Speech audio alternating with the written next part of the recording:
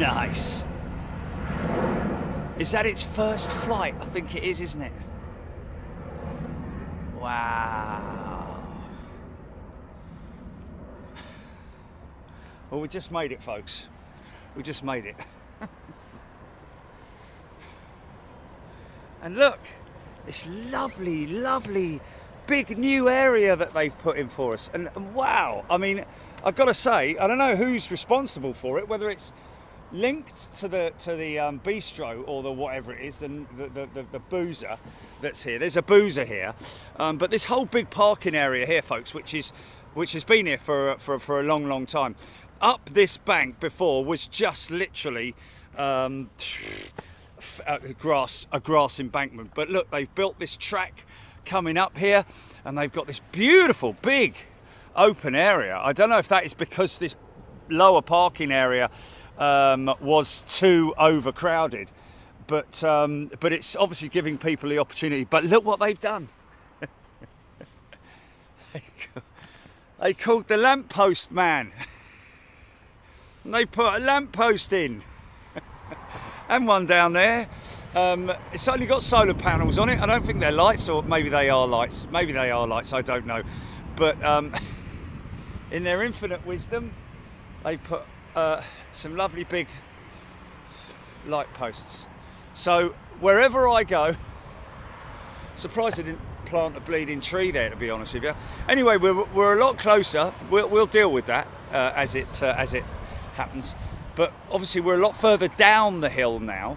We still get a decent enough view over the airfield. I just wanted to sort of like, you know, give you guys maybe a slightly closer look at the airfield. Still get a good look at the Emirates jets. And as I said, we are now further down. Normally you see segments of aircraft, but today there's nothing there, is there? There's nothing there at all.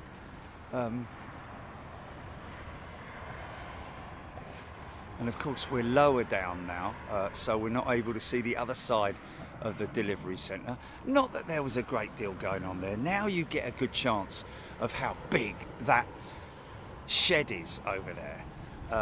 Obviously it's got a much longer back end to it. Just had a 737 that flew over the airfield. I'll tell you what I need to do. Let me just have a look and think. That's brilliant.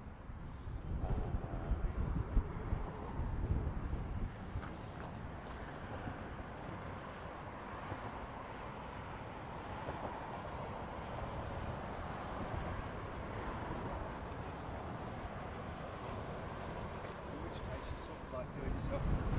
Just unbelievable, isn't it? Let's put a lamppost right in the middle so that.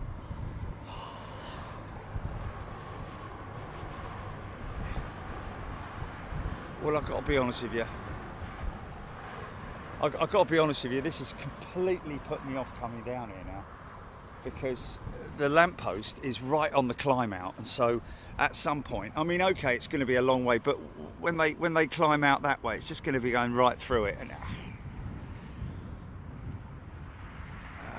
let me just have a look and see. Let me just have a walk across the air and go and have a look and see if I can leave you with that for a second.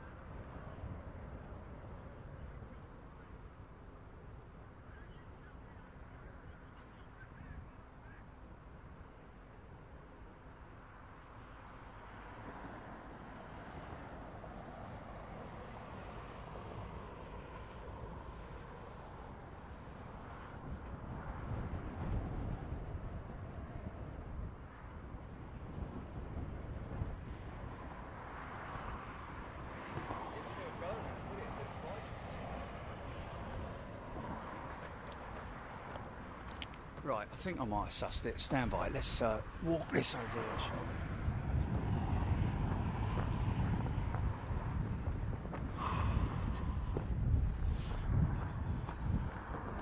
we? Things we do for love. Oh, where was it? Where was it? Here it is here. Right, now I think this position here should be, oh, the other airfield, yeah? Let me move that.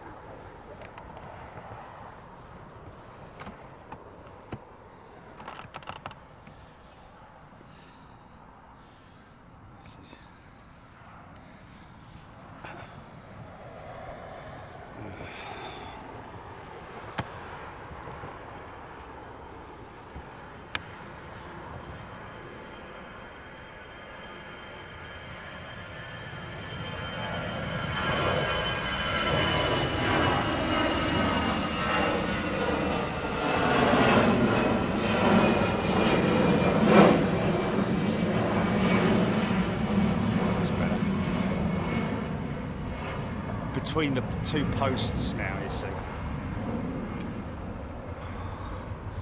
There's that one there. And there's that one there. And I've got a good clean shot of the delivery centre. Le centre de la deliverie. I've also got a long shot of aircraft that are coming out from the flight line. So all in all, I think we've got a good, a decent position here. Yeah.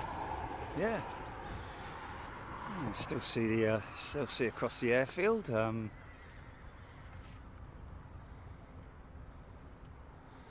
Looks like horses have been delivered.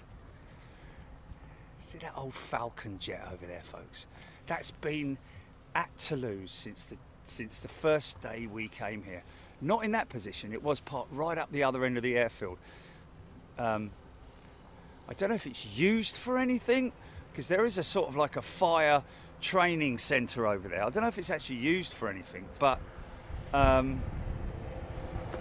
it apparently didn't pay its parking fees, so you know, you can't have your plane back, mate. Did everything come on, GP? Oh, really? So good. So positive, yeah? So you can get a slightly clearer shot now of those two FALs, which were A380, I think, maintenance sheds possibly. But there is more parking right the way across there.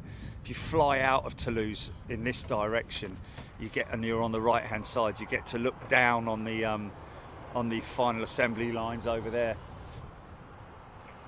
and those big ginormous sheds which are split in two. There are two of them there, two sets of them there. Oh, it's a motorcycle, for God's sake. Got real excited there. Jitster. Rig the phone now.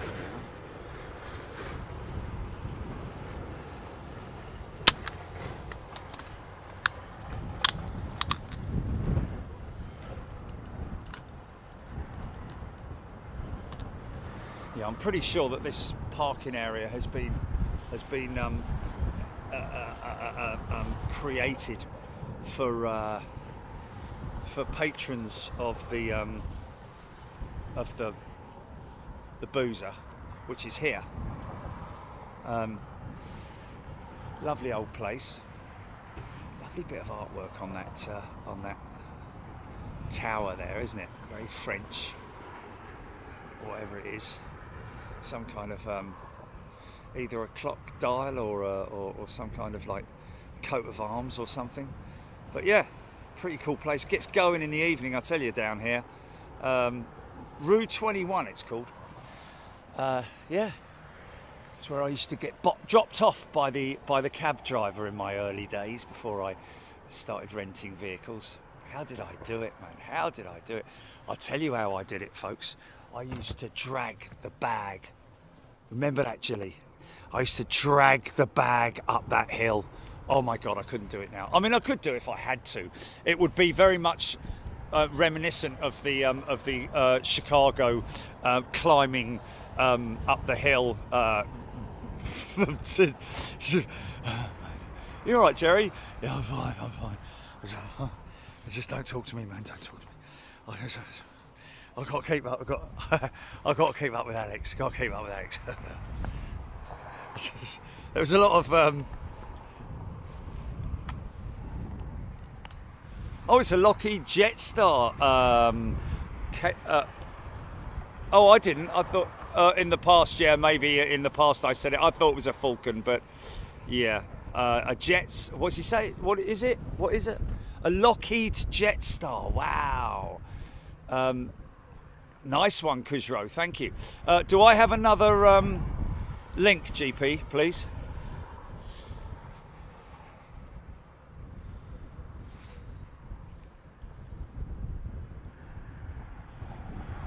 How long is the how long is the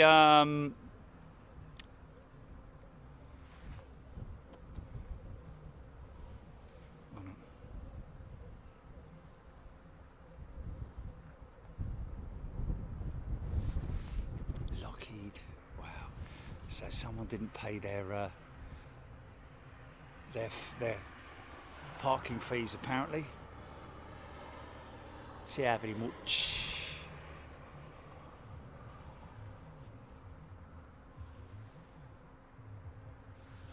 Just read it was 2 Delta airlines that collided in the US. Complete new vertical stabilizer and horizontal slope. No, I don't think it was. I think the 190 wasn't. Don't think the 190 was Delta, was it? Or was it a Connect, Delta Connect or something? Oh. Right. Oh, it was a Delta operation. It was a Delta operation, operated by Delta or something. Wow, a little bit were on the approach today. Wow. I wish we had been down here earlier because these look a little bit. There is a bit of a crosswind, and of course one needs to consider you've also got a little bit of shed effect going on with the big ginormous assembly sheds here at Toulouse. So wow, there we go. Every time I've landed at Toulouse, it has literally been a bit of a bumpy ride, both up and down. The 900 was a Delta connection. Yes. Thank you. What was I saying 190 for? I don't know why I was saying 190. I don't know why that is. Little CF34 engines. Can you believe that the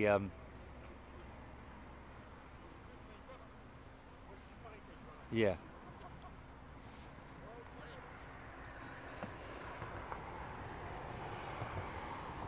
Look at the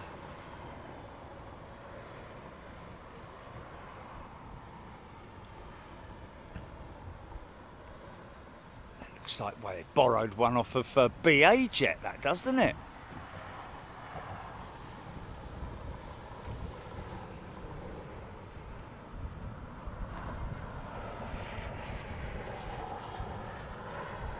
Raptors, Aaron Thomas, Beverly George, Steph. Oh yeah, that's a good. That's actually interesting. BBLLB. I'm guessing that he is fully up to speed on the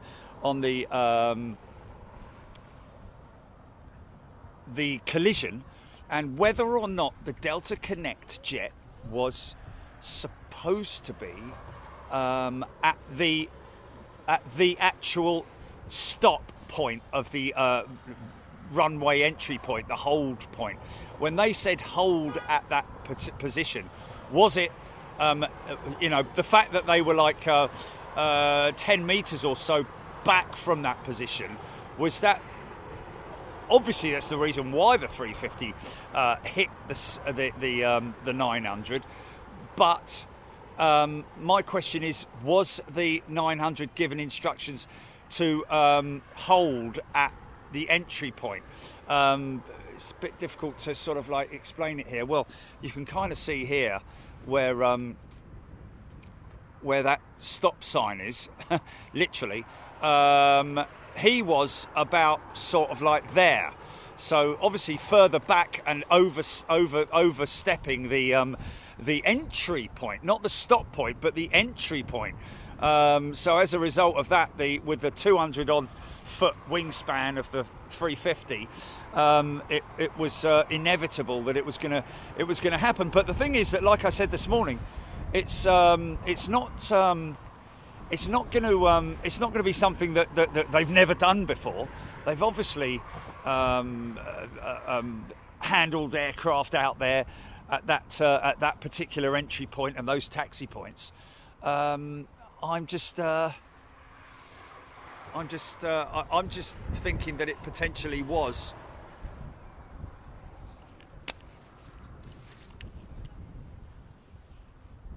the 900's fault. They could have been uptight to the hold bar, but they were perfectly legal being stopped where they were. In my opinion, I think it would have been a good time for the 350 to stop and wait. Okay, but that would that not be down to the tower? Or I'm guessing, it's difficult, isn't it? It was apparently stopped, wasn't it? It wasn't moving.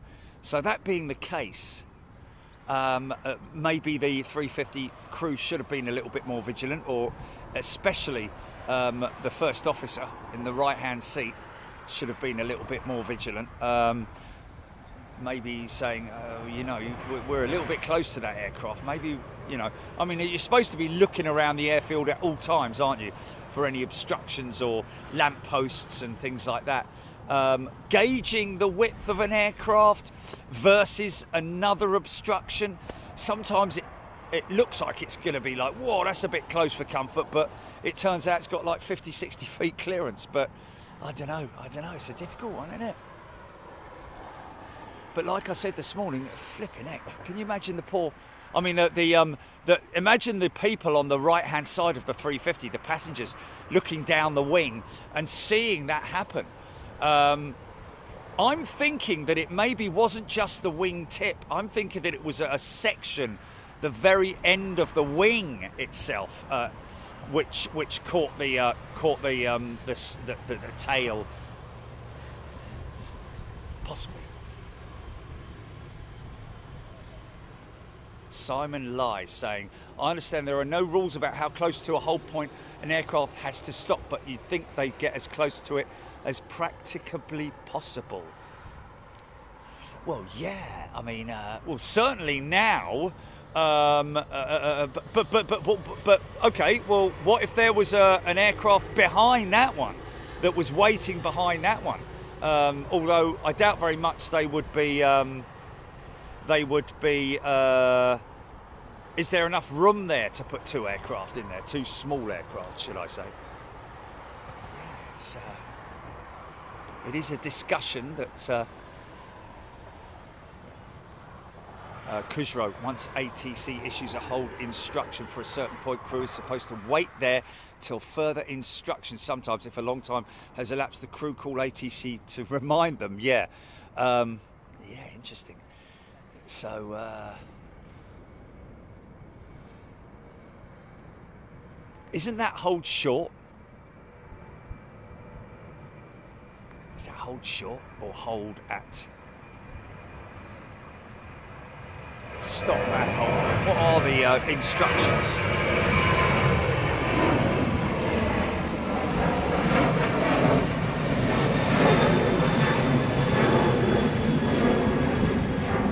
Hold short of alpha, or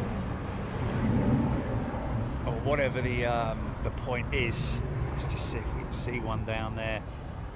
It's just giving you the runway information. Sierra 10 there. Okay, so if they were crossing there, hold short. There is no real entry point there, is there? Or there is lineage there, isn't there? Only a little bit, but there's There's very little in the way of runway ahead marker points that you get, those big markers that you get. Philip Sawyer.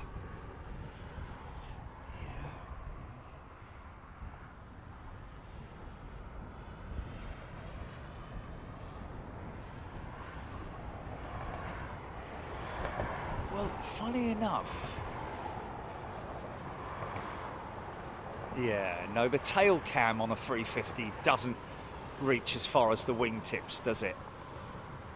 It sort of like looks straight down the fuselage, and you get the engines, and that's it. But they could make those cameras a little bit more wide-angled, couldn't they? But can you imagine the passengers sitting on that wing and seeing them hit that tailplane? Wow! Oh my God! Would have been the cry. And you would have felt it as well. You would have felt a big crump. Wow. You know, God, blimey. It's not quite a case of pilots getting out, exchanging details and then going on their way, or calling the breakdown service, is it? It's just obviously a much more sophisticated version of that. Deborah Davis, I think what they had there was a failure to communicate. Well, that's interesting, because, you know, the Delta Connect guys,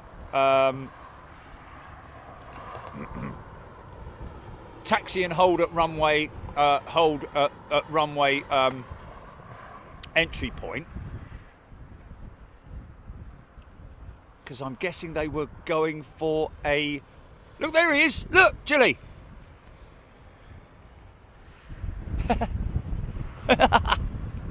$7,000, folks, $7,000 for that.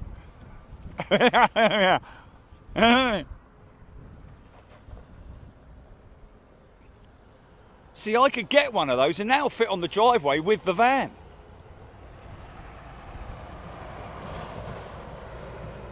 Oh, no, no, no, no, no. I'd put some kind of sticker on it or something like that, or I don't know.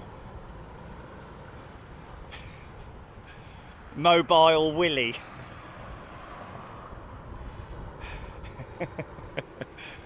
Well, I don't know, I quite like them. I quite like it. I think it looks quite cute. Yeah. Philip Lowry, there's a video of it on Breaking Aviation News. Jilly, do you want to check that out? Of the a collision. Airline photo, flashing amber, red and amber and red lights show a taxi holds normally. They go out once cleared onto the runway. Yeah, these are the warning runway ahead flashers. That would be the. Who's that up there then? Really?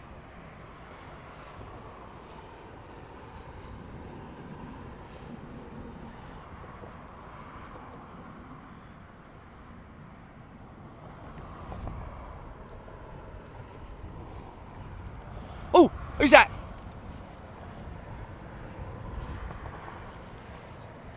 Turkish. Is that Turkish?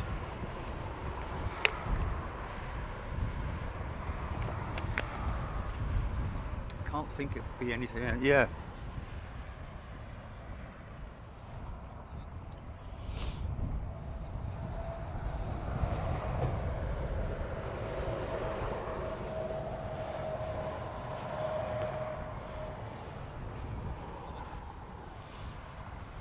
Oh, there's ATC also doing the rounds. So, wow, okay.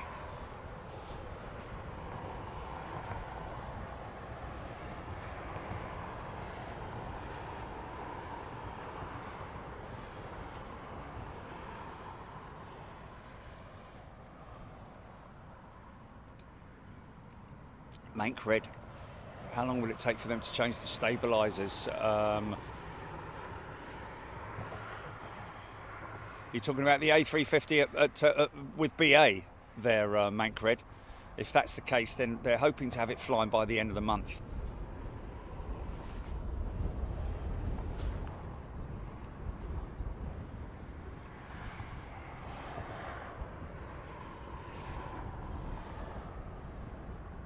Yeah. Yeah, those things are not built to take a massive side load impact. They're built for forward airflow. Oh, where's it? Whereabouts? Whereabouts? Right at the end, or?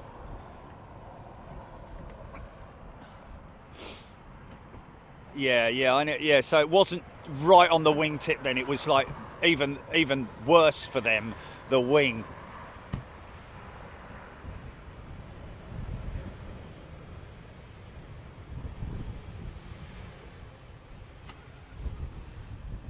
Oh my God, yeah. Oh yeah, right. Okay, that's chewed a big part out of it. Okay, yeah, that's right where the forward, the outboard slat is. So there'll be quite a significant amount of damage there. Now remember, those wings are carbon on the A350. Yeah, just send that and I'll have a look at it later. But that is quite interesting because the wing is carbon. The whole component is carbon. I think even the slats are carbon. So there may be a problem with wing segments, because the wing segment of the 350 is one big piece out to the that's looks quite chewed off, isn't it? Oh blimey, Stuart, yeah, the CRJ will definitely be written off.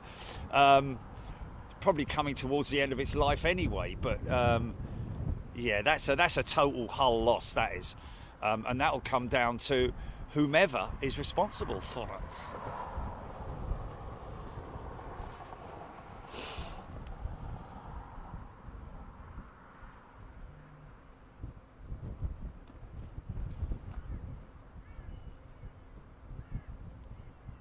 Oh, yeah. JB is listening in, by the way. Yeah. Nice work, Johnny. So the Rome highlights video is going to be coming to you and everybody else in the next few days, folks. And then it's on to Chicago. What we're going to do, like I said this morning, folks, is we're going to give it quite some time between when we come back from our overseas trips, so that all of you members can get an opportunity, because we appreciate that you guys are busy, or you're away, or you're whatever you're doing, you don't get a chance to watch it even maybe a couple of weeks or 3 weeks afterwards. So we're going to leave it like a month, so that you guys can get your full feed of it. I don't think, like today, like Toulouse, is probably not worth doing a highlights reel, because it'd be about 2 minutes long, if that. Yeah, 3 Belugas taking off and a stop and go, you know, but these are lovely times for us when we come here. But certainly the next Euro show, or whatever we do, we're going to run highlights reels for you guys, so that you can sort of like look at it, watch it, and oh, I remember that. Oh, I know what happened just after that. Oh, I know what happened just before that, and all that kind of stuff. Steph, will Chicago be towards the end of October? Well, Chicago will be towards the end of September, Steph, because we went there at the end of August, didn't we?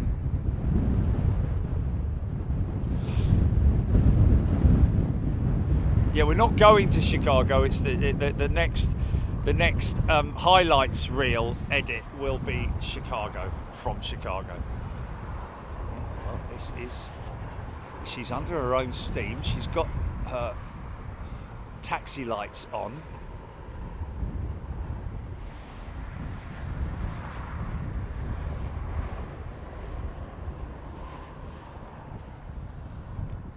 Yeah, when you're type rating from a 320 to a 350, you're going from an aircraft that's got a 70-foot wingspan to something that's got a 225-foot wingspan or thereabouts, something like that. That's one of the biggest things is the length and the width of an aircraft. So taxiing it is one of the major aspects of type rating. Different when you're going from a big aircraft like an A330 or a Dreamliner. If you're going from Dreamliner, Boeing to Airbus, you obviously have a lot more to learn in terms of different systems, completely different systems on the Boeing versus the Airbus. So that's why Mr. Nakamori, is it Nakamori? Mr. Nakamori? I think it is, isn't it? Anyway, Calamari, sorry, Mr. Calamari is going to be Calamari, L Lima, Calamari. Is it? Oh, okay, well, I'll have to have a look. I'll have to look. He sent me an email. It's Mr. Calamari. Oh, now I think it is Calamari.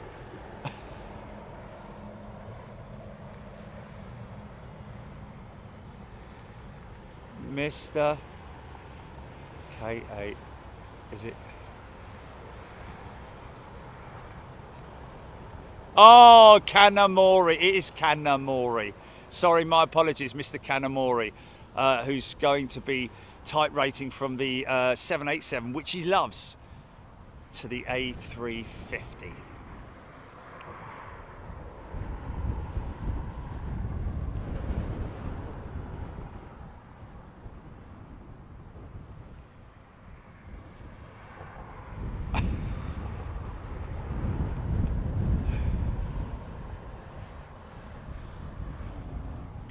This is interesting.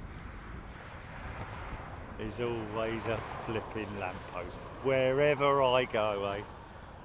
I think they should literally put a they should bury me underneath a lamppost.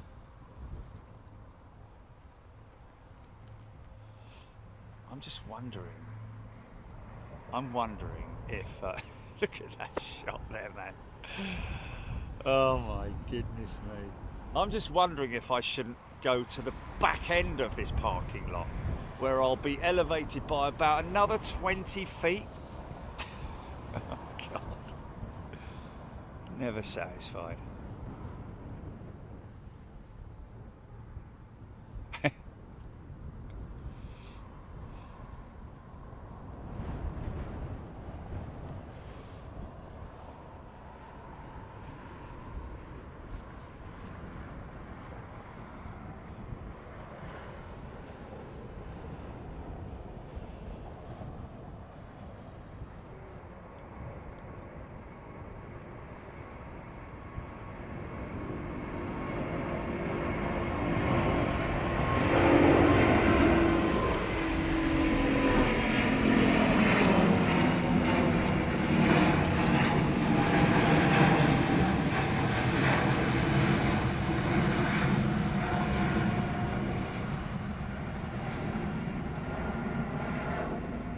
Nice.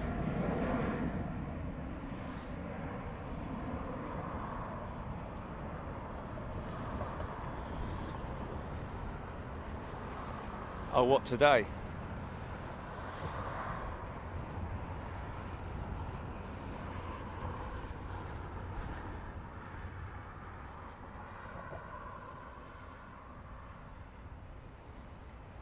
Oh, yeah.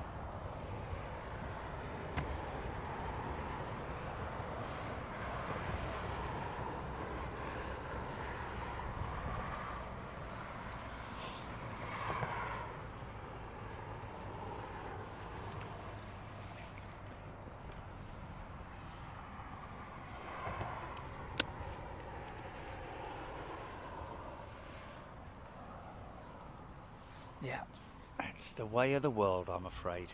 That's the way of the world.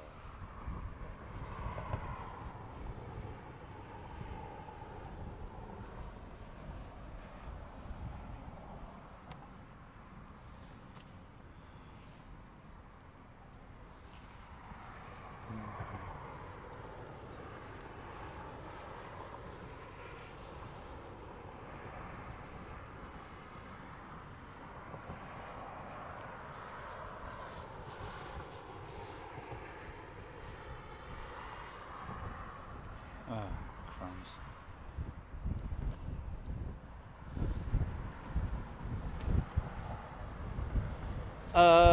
Aidan Campbell, Beluga XL 12 minutes out. There we go. And it's number 1, Beluga XL number 1. So today we've seen 1, 4, 5 and 6, is that right? Once we've seen this one. I'm wondering about going up that bank there. Stand by, folks, give me 2 minutes. I'm gonna literally, I wanna walk up this bank. Let me just have a look. Oh, that's all good. I'm gonna walk up this bank. Oh, I'm flying home on Bluebird, am I? Oh, cool.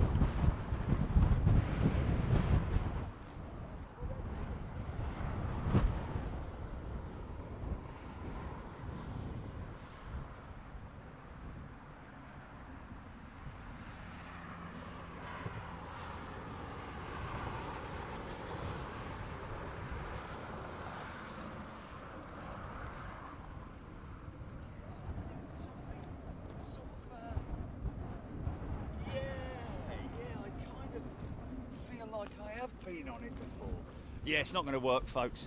You'd lose all the side shots and everything, because we can at least see a little bit further up here. If you remember when we were up there, we could literally just see the tail of that jet, but now we're able to see a bit further down there. Not that it's doing us any good, to be honest, but we've got a dirty, great big. If I moved it a little bit.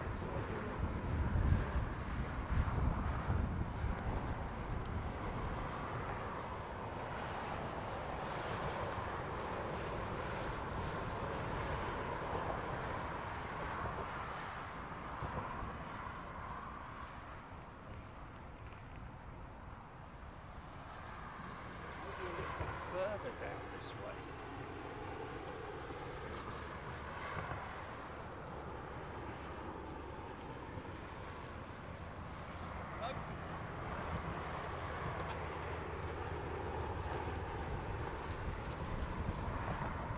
Whatever. Okay, so there we go. Right, let me get this.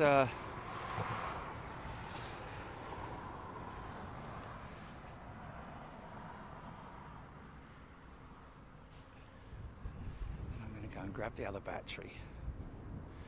Shame we can't bring the car up here, to be honest with you. Don't know why we can't. There we go.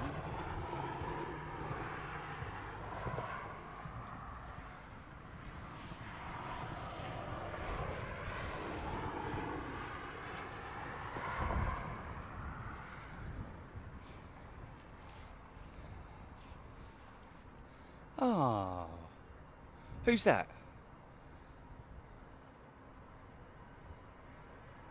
Got an email from you, Adam. Adam Photography. Oh, okay, right. Yeah.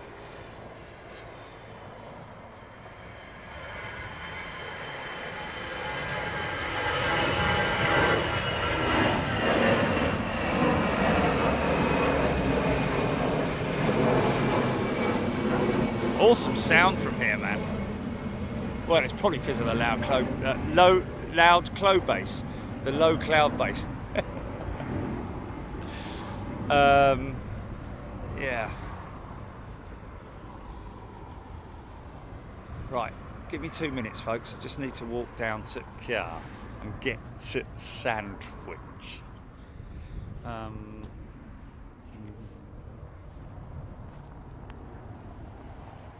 No guesses. No prizes for guessing what sound.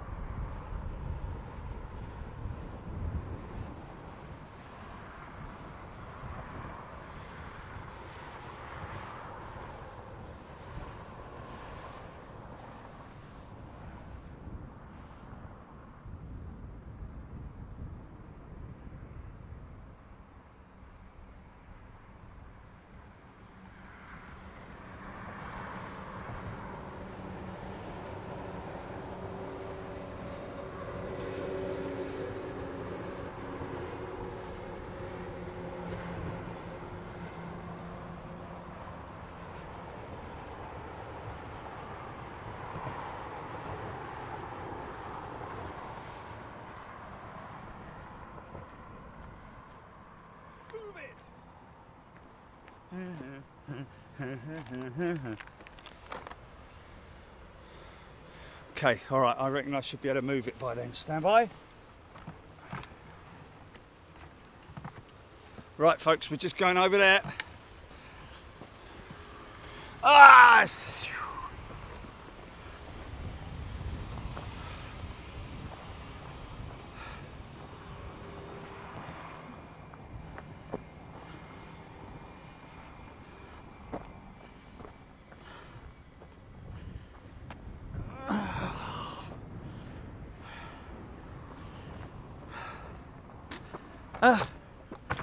Ah! Okay. Sorry about that.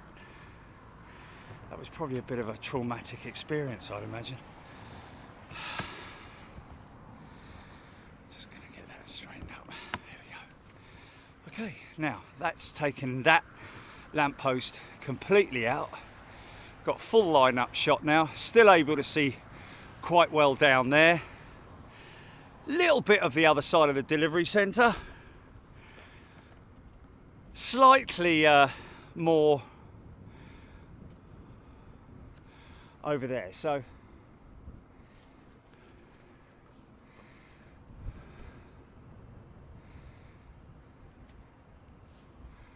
right. Let's get this jacket off because it's actually getting quite hot. And we have a Beluga on approach, folks. Mars attacks. And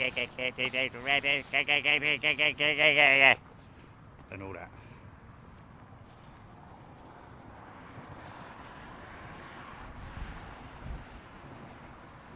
What's that?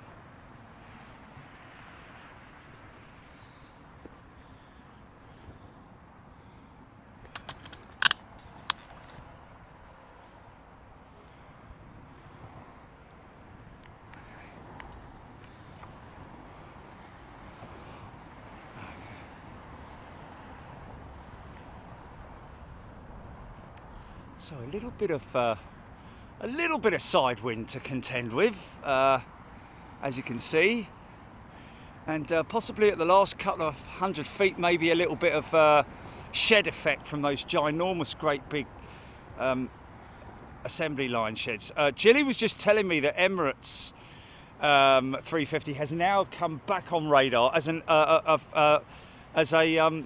AIB flights reg. Right, Reg?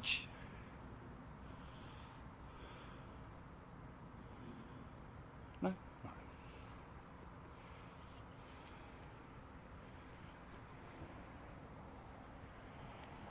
Raptrix, this one from San Nazir. So what's this? Cockpit sections, possibly? Oh yeah, that's a fair old breeze. And as you can appreciate, it's like a big old sail, isn't it?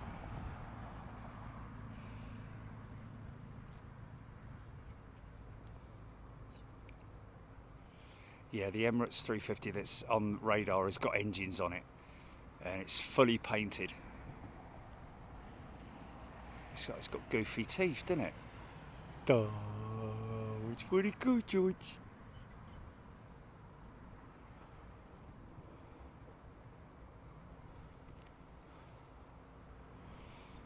Yeah, they are, but they're part of the, not part of the Airbus. No, they're part of Airbus's freighter division, aren't they?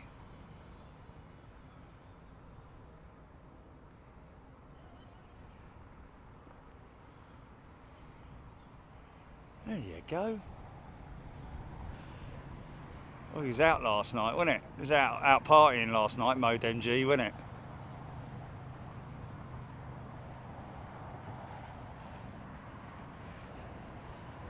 Right.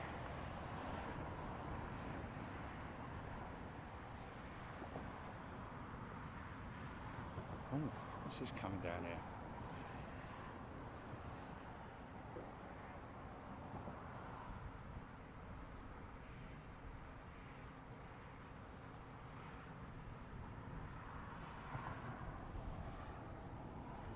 Aidan Campbell, the Dreamlifter is prettier.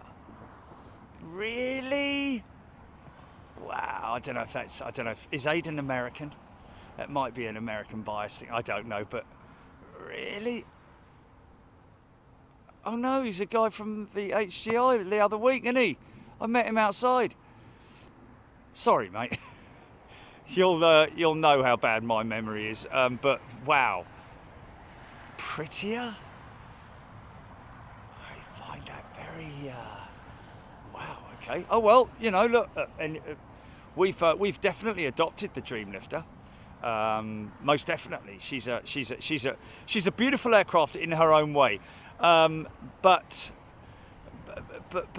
really, I just think the lines, the I wouldn't say natural lines of the Beluga, but the curvature of her is, you know, I mean, the Dreamlifter, that where the 747 meets the is quite clearly the front end of a 747 and the back end of a 747. This does not really resemble an A330 in any way, unless you're well, okay, well, there we go then. Yeah.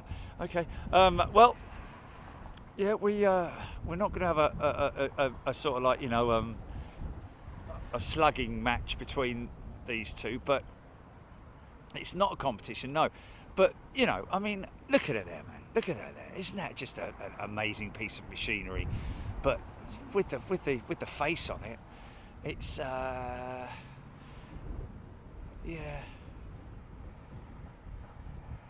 yeah, potentially yes. Without her artwork, she would perhaps look a little bit, you know, quite a lot odder. But no, you know, I mean, each to their own. I mean, I don't see the Dreamlifter as being ugly in any way, because she is beautiful in her own special way. It's just the way that everything's connected on the Jumbo. It's literally a Jumbo front end bolted onto a big tube and then bolted onto the back end of the 747. And when I say bolted on, I mean bolted on, because you look at the fastenings on the Dreamlifter, the fuselage fastenings, and they look like the steels of a big bridge or something, you know.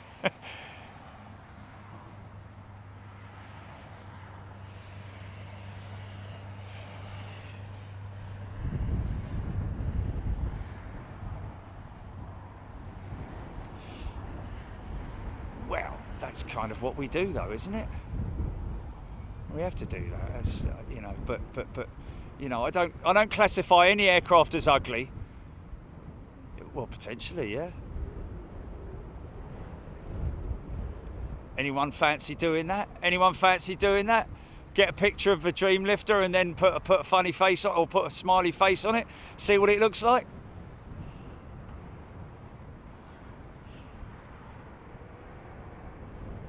I mean, if they painted her as well, it might help, because she's well, painted her as in.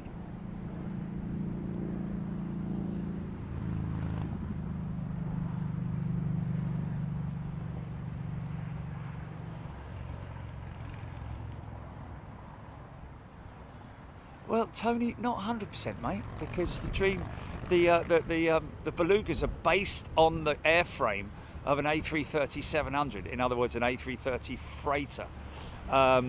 So it's the wing, the fuselage, the front end of it is, yeah, it's completely, you know, there's very little left of it in terms of, you know.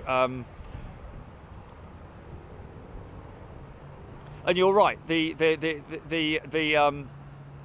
mean, if you look at the original Guppy, that's a crazy looking aeroplane. Oh, is this the Horsey jet coming out? Is that the Horsey jet coming out? Hold on. Yeah, I think it is.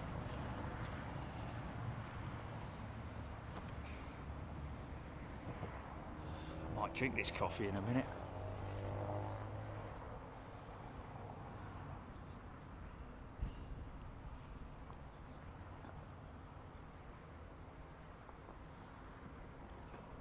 Yeah, because it's Atlas Air, isn't it? The Dreamlifters, the Dreamlifters are operated by Atlas Air. So maybe a nice coat of paint and you know.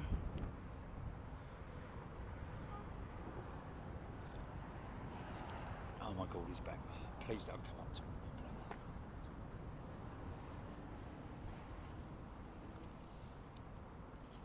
That's very peculiar. I asked her to put a an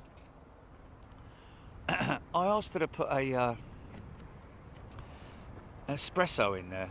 I think she put a shot of chocolate in it because it tastes like chocolate. Yeah.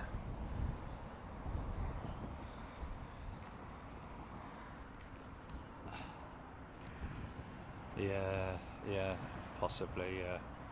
It's a private jet.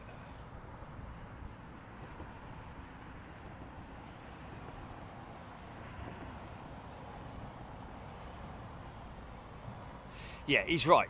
Yeah, you're right. The 747 is a modified, but then again, so is Beluga. Beluga is a modified 700, isn't it? But it was put on the design board, and obviously, I'm guessing so was the Dreamlifter. And you don't just go out there and say, right, okay, mate, got a spare 747? Yeah, got any spare sheeting? Yeah, let's just throw it together, see how we get on. It's obviously had to be designed and tested and proven and blah blah blah.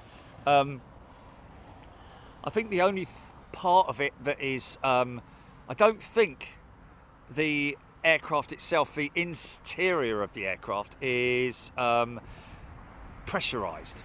I don't think that bush is going to be a problem in the future, isn't it? This one here, look. Bring out.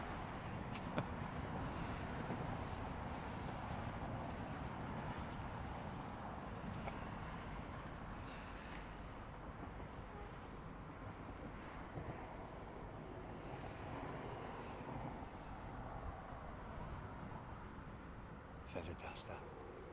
I met Feather Duster up at the courtyard, didn't I? Sam Robson.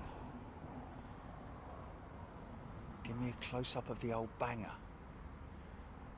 Which old banger, mate? If you're thinking that that's DHL 300 over there, it's a 757. I can give you a close-up of that if you want. Early birdie, yeah.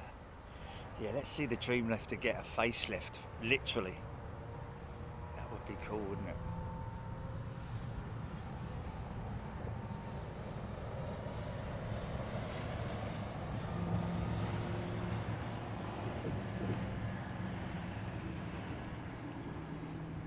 Over there, 757 in every day. That and the 767X Delta Jet. So Horsey's going for a ride now.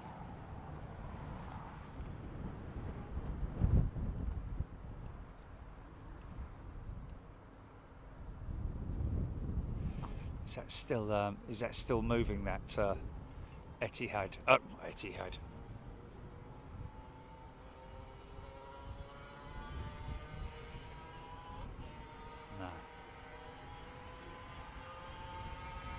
Supermaster. Good afternoon to you, Supermaster. Now, I guess they have to be a little bit careful with this cargo, don't they?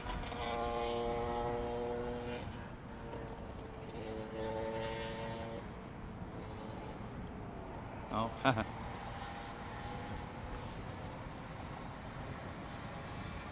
Nice, easy, shallow rotate.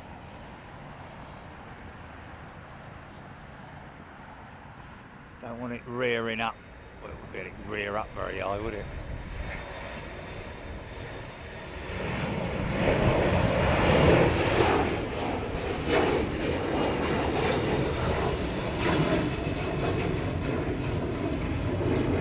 Yeah, the Beluga ST, the tail fin, he's right, was from the A340, wasn't it?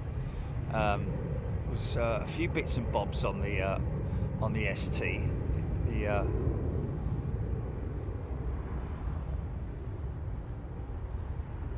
It's not as if he's going to get any feedback on the way up. You know, the horse isn't exactly going to be like, you know, God, mate, bleeding pilot was useless. Flipping, bouncing around all over the gaff. Don't fly with him again.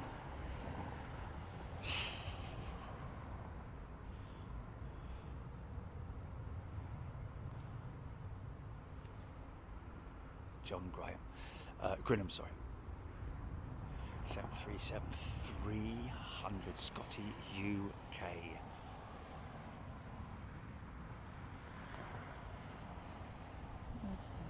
Thousand of you watching the earlier show. I was quite surprised, Gilly. I said, how many did we have? 1,000 people, 1,000 members. Great to have you all with us, and like I say, a big shout out to all those who are not involved in the chat, watching, listening, whatever you're doing. Hello, I hope you're well. Hay was a bit dry. Meddler.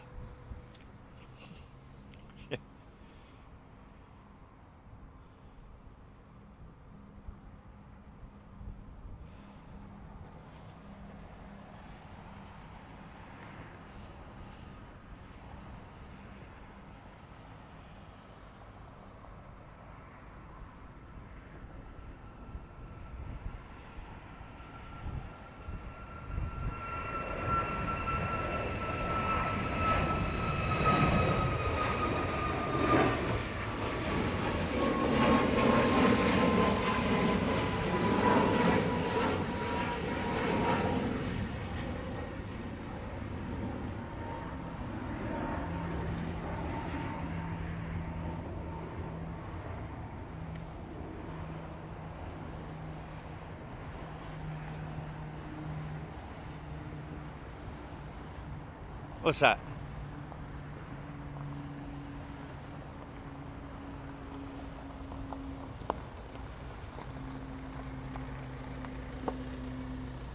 Air Horse One. Where did he come from?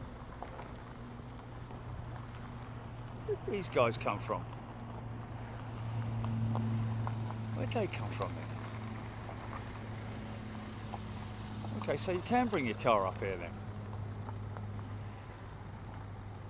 Or are they staff? There are no cars up here. Are they staff?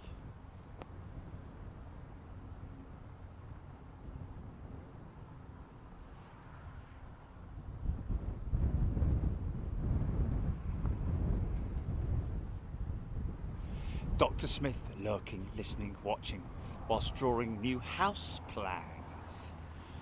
Awesome.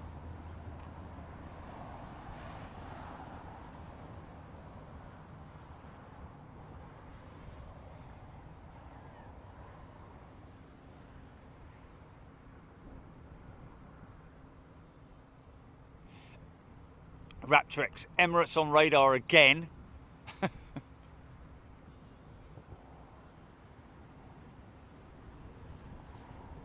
Andy P. Rubbish mechanic. Oh yeah, he was in hospital, wasn't he? We were watching from hospital on Monday, wasn't he? Appendix, yeah. Hopefully you're feeling better already, mate. Zoe in North Ants, lurking, watching in the car while I'm charging it. I saw someone, I guess it was a, you know, just one of those videos that people put up in it. A video of someone like, hi, I've just got my electric car and I've just put it on charge. And let's have a look inside and see how long I've got until it charges. 37 hours! It's like, obviously, you know, not a standard thing, but, you know, she was making a big thing of it, you know. Obviously it was flat or something, I don't know, but... Anyway, you had to be there. Let's have a little look at the...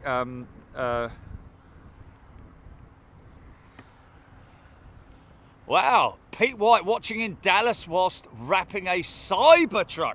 Oh, didn't I see a I saw a wrapped satin black Raptor truck, Cybertruck. What did I say? Raptor truck. Cybertruck, sorry. In where was it? Chicago, wasn't it? Was it in Chicago? It was in Chicago. Raptor truck. Whatever.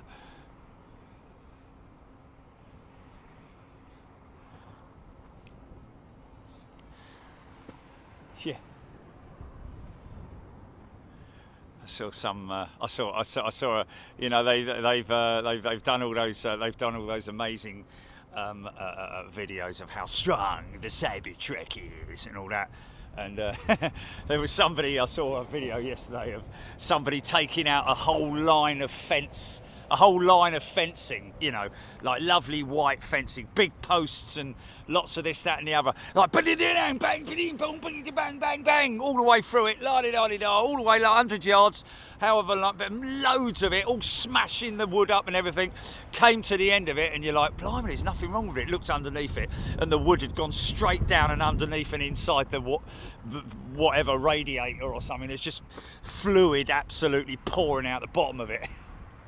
So maybe a little maybe a little redesign. I think I was quite surprised there wasn't a bash guard underneath it, to be honest with you, because you know you don't just need the top of it bomb proof, you need the bottom of it bomb proof as well, which it obviously isn't.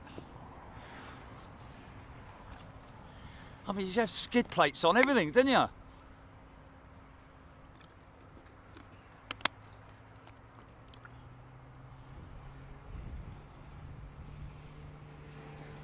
Raptor X obviously is a big fan of the Raptor truck.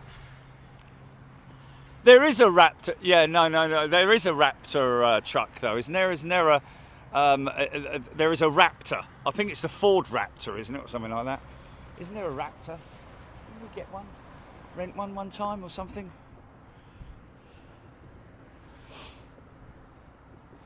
Oh, Tony Duty, SpaceX have Raptor rocket engines on the Starship. Oh well, there we go then. Sunil, good question, but Sunil, this aircraft is destined to go to India with Indigo. This is the manufacturing place. This aircraft has been built here. That's why you're seeing it at the delivery centre of Airbus. So this will be ferried across the Mersey. No, it'll be ferried across to India. Still got her test reg though. I'll tell you what I'm going to do quickly.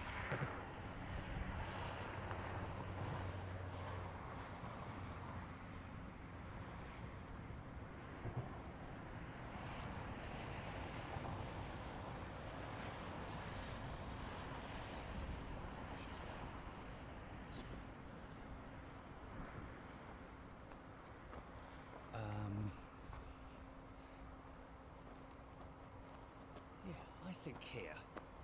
Sorry, we're moving again. Just here. Not like that, Ha ha ha. Okay, we've taken the bush out of, but that will grow. That bush will grow immensely, and I have no doubt that.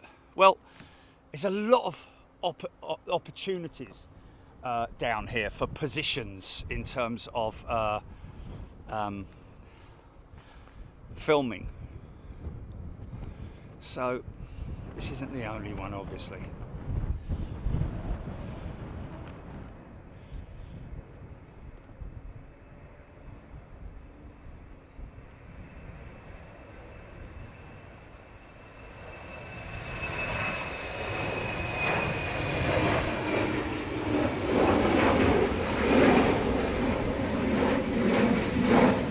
I reckon that's an old British Airways cowling, you know, on that Embraer. Borrowed it off BA from London City or something. God bless ya. Right, mate. Yeah, how's you doing?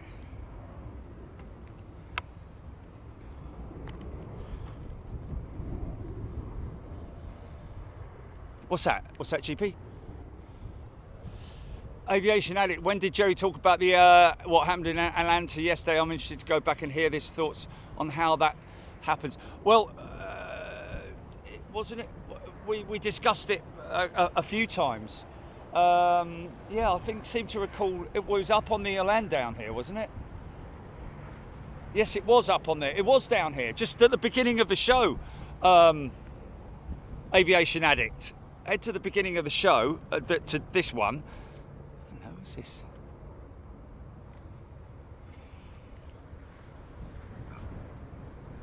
But yeah, a couple of things that have come to light regarding the Atlanta collision, which can only be explained once the ATC has been deciphered, but also the black boxes and also interviews with the pilot. So they should quite quickly be able to determine exactly what happened. I think Blancolio may have been a little bit quick on doing it, but he's very quick and very accurate on what he does. He had quite a lot of important information on there, but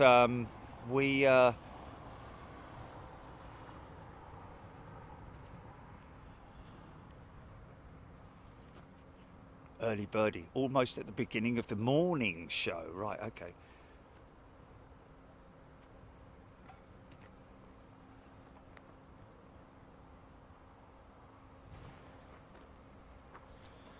Shall I have that sandwich now? And no prizes for guessing what sandwich it is.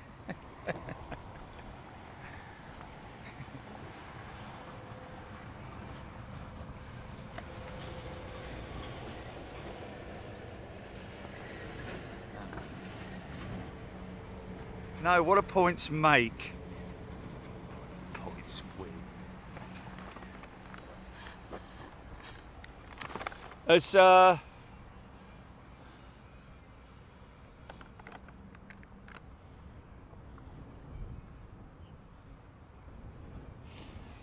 no, you know what? It's interesting that Lowy family says that.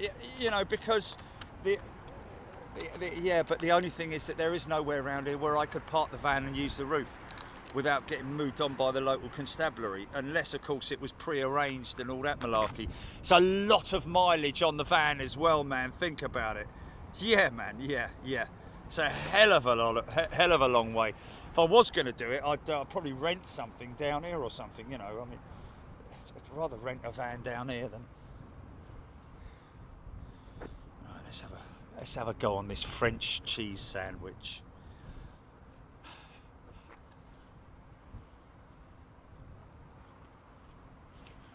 Sand Sharma, KLM and Lufthansa are two airlines I'd love to fly on.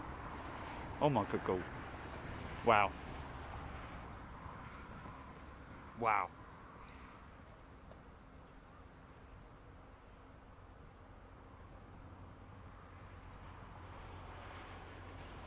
Can't get the van on the train though, can you? Can you get the van on the train? It's a height restriction, isn't there? Have to go over onto ferry light.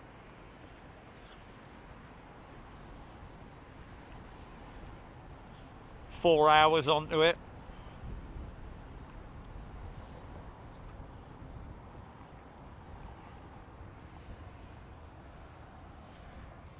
Raptrix next to land, Ryanair 737-8 from Fez.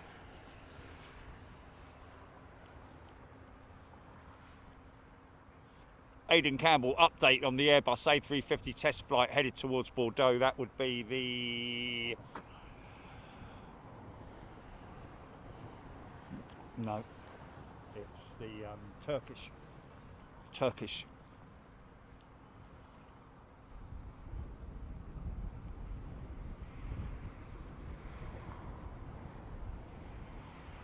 Yeah, crazy old.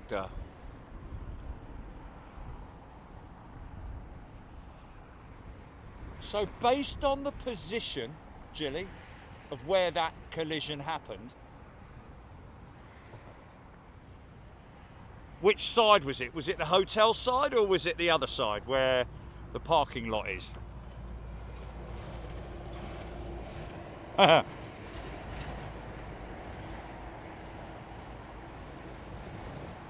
Oh, Graham Laidlaw and Sue Cruz saying that you get coaches and hire trailers lorries on the train. On the train. Yeah, on the train.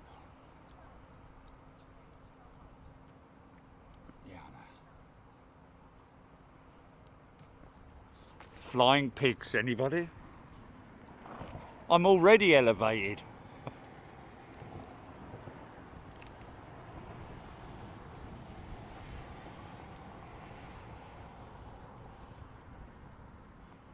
Nope.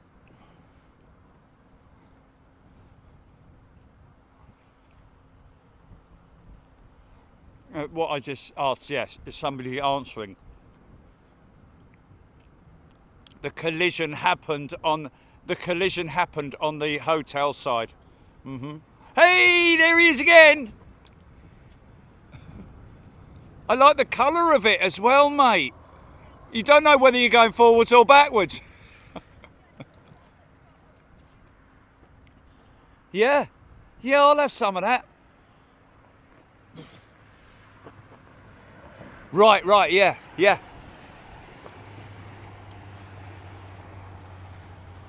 Oh my God, no! Look, just forget about it. Just stop the idea of driving to Toulouse, for God's sake. Stop it.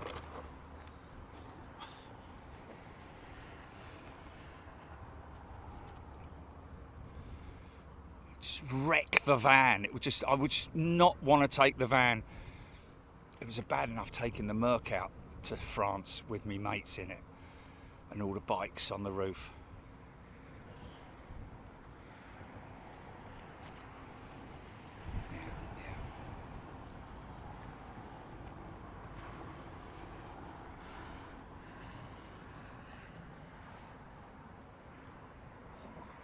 I love Toulouse because we always have some great conversation, don't we?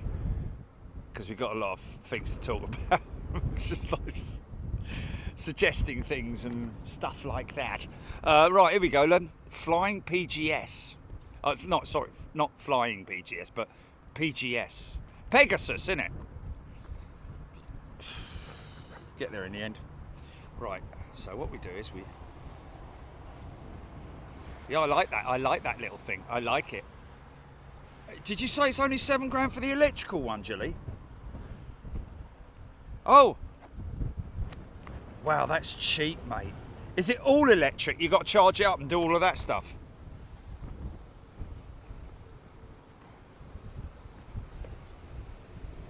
Yeah, but that would cost bugger all, wouldn't it? It'd be like running a motorcycle, wouldn't it?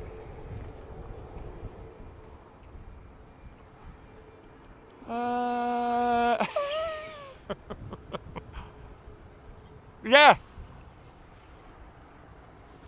Mind you, I'll probably get in and go, don't like this. I like being high up in the van, man. Yeah. I'll be able to stand on it, but that's about it.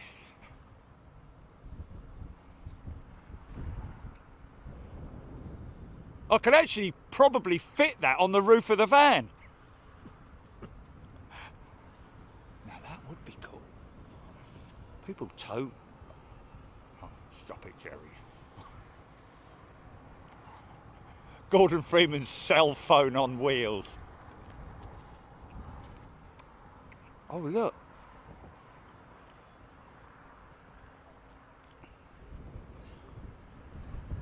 Oh, so was he towed out here? What's going on here? He came out under his own steam, didn't he? Or was he being towed? I don't know. You tell me. Steph, 0 to 60 in 30 seconds. John Grinham, remember the Ryanair BAC 111s? I didn't know they'd been around that long. Flipping heck. Oh my God. Oh no. The feather duster's just literally drawn a line through it, Jilly. Top speed is 22 kilometres an hour. Mate. No. Not happening. Not happening. Not happening. That's the end of it. Looks good. Fantastic. Mind you, he didn't look like he was going 22 kilometres an hour. He looked like he was going at least 40. It's 70 along here. Whatever.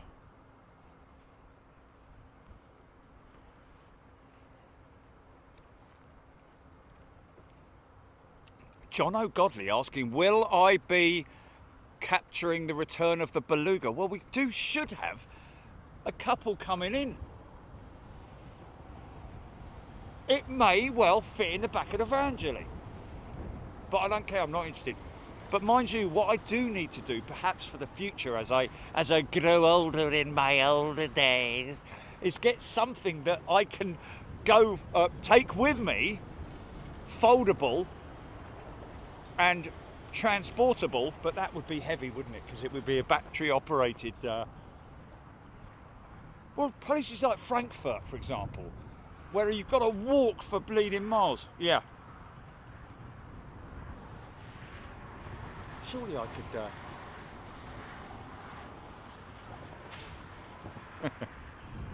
I've got to be able to obviously carry me sticks.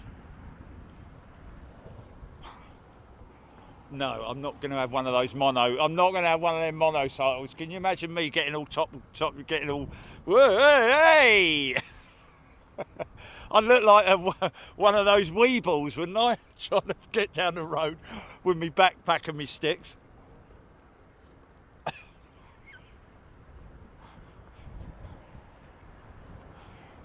That's actually quite a funny. That's quite a funny thought. That is, Jilly. Weeble down, up, backwards, up, down.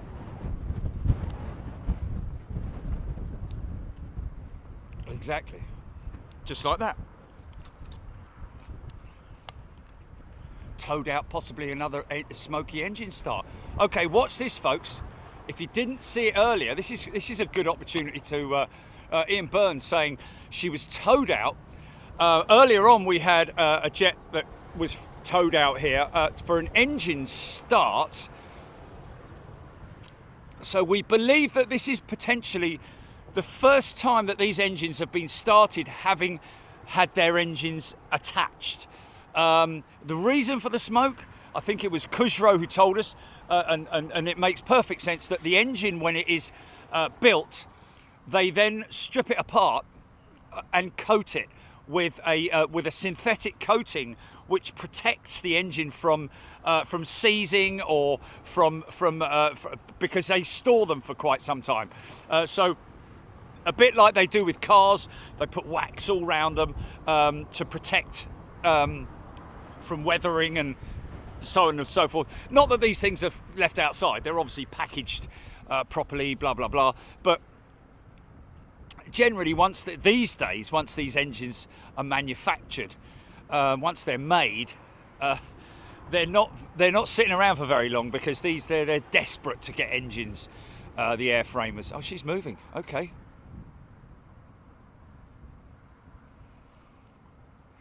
Fair enough. So this is engines already started.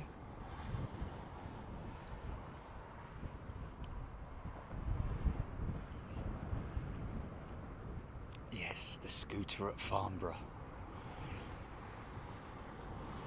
I did. Oh, yes, you've got to find that, mate. You've got to find that. So that's... I don't think they're destined to come over here. I don't know what's going on here. They've already started their engines. But earlier this morning, folks, if you roll it right the way back to the beginning, I don't know if there was a time stamp on it, but we had another aircraft that was literally winding its engines up for the first time, and there was a lot of smoke, which was just from the engines heating up that coating. Ah, okay. You see, which way is he going here?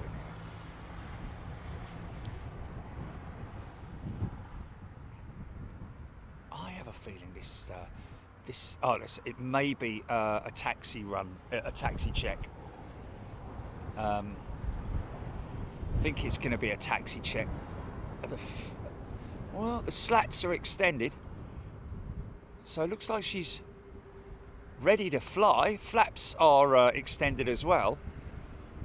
Got any info on this one, GP? Flight PGS, the Pegasus 321 Neo.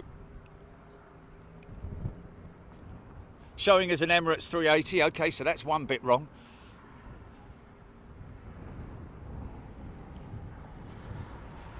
Oh, interesting.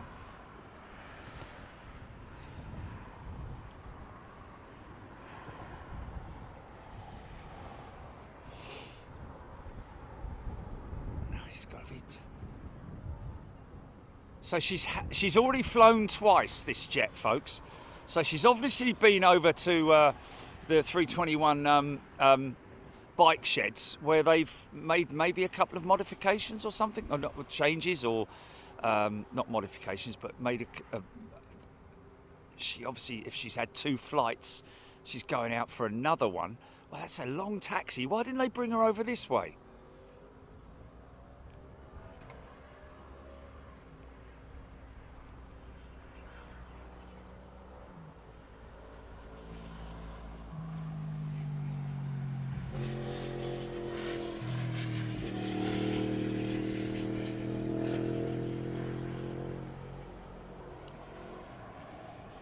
David Schoenfeld, yes, indeed. Didn't we mention this morning, Gilly, that, or discuss that this one of these A380 temporary regos has, or tray plates, as I call them. Okay, what's happening? Oh, Virgin's 330 Neo sounds like it might be coming out. But this is, was it this one, Gilly, that the last time that this was used, this temporary reg, was on a 380, which is why, like he's saying, they get recycled. Here she comes, here she comes. Oh no, it's not a 330. Oh, it's the Airbus, it's the Test 321. No, is it the 321? The XLR. Look at this, folks. The AIB, oh really? Oh, maybe going down for an engine test. Engine test, down to the engine bay. This is interesting, folks. You know, when we come to Toulouse, it's all well and good seeing all the other stuff, but this is the kind of thing you see in the magazines regularly with Airbus, with their, this is the 321 XLR. Launch customer was supposed to be Iberia, but they lost it. I see a flight. I see something. Hold on a minute. Yeah, there. Here she comes. Here she comes. Here she comes. Oh, mate, this would be good. This would be good. She's moving. Yeah, she's definitely on the move. Oh, hold on a minute. Is she being backed up though for an engine run? No. So now they could be testing a whole host of things on this aircraft, folks. We've been here when they've tested a number of different components and systems and so on and so forth. And of course, don't forget that this aircraft has a long-range fuel tank which is incorporated underneath and to the sides of the fuselage, the back end of the back end of the aircraft. I'm guessing they would probably have to put some kind of in terms of weights and balance, doesn't that cause a bit of an issue with? I'm just wondering. You know, you think of all that extra fuel for a long-range flight, but it's all at the back of the plane. I know that they would obviously. Where are those tanks located exactly? I wonder if it must be as close forward, as far forward as possible. I don't think they're midsection tanks, because obviously they can't do that because the undercarriage housing is there, so they can't fit them in the middle of the aircraft. But I'd like to see some drawings on that. Professor, good day to you, Prof. Which one did Professor miss the other day because he was in a meeting? Was it the Beluga show? I seem to recall. Lloyd Bell, yes indeed, launch customer for the 321 XLR are now Iberia. Should be any day now, shouldn't it? Yes, Matthew Manners, exactly. Aer Lingus did lose the opportunity to become the launch customer because of issues with their pilots, but that's been resolved now, and Iberia still haven't received that. Was it a case of like, mate, you've got to get it sorted out, otherwise we're going to have to put it through the paint shop, and if you miss the chance, we're going to have to give it to the next one down the list, and that is Iberia. I'm sure that's how the conversation went. Yeah, but no, not interested. Yeah, but we're gonna, no.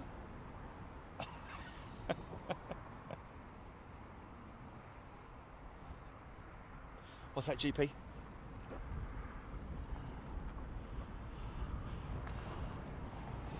Okay, so Pegasus. Don't know what this is, whether it's a RTO check or what.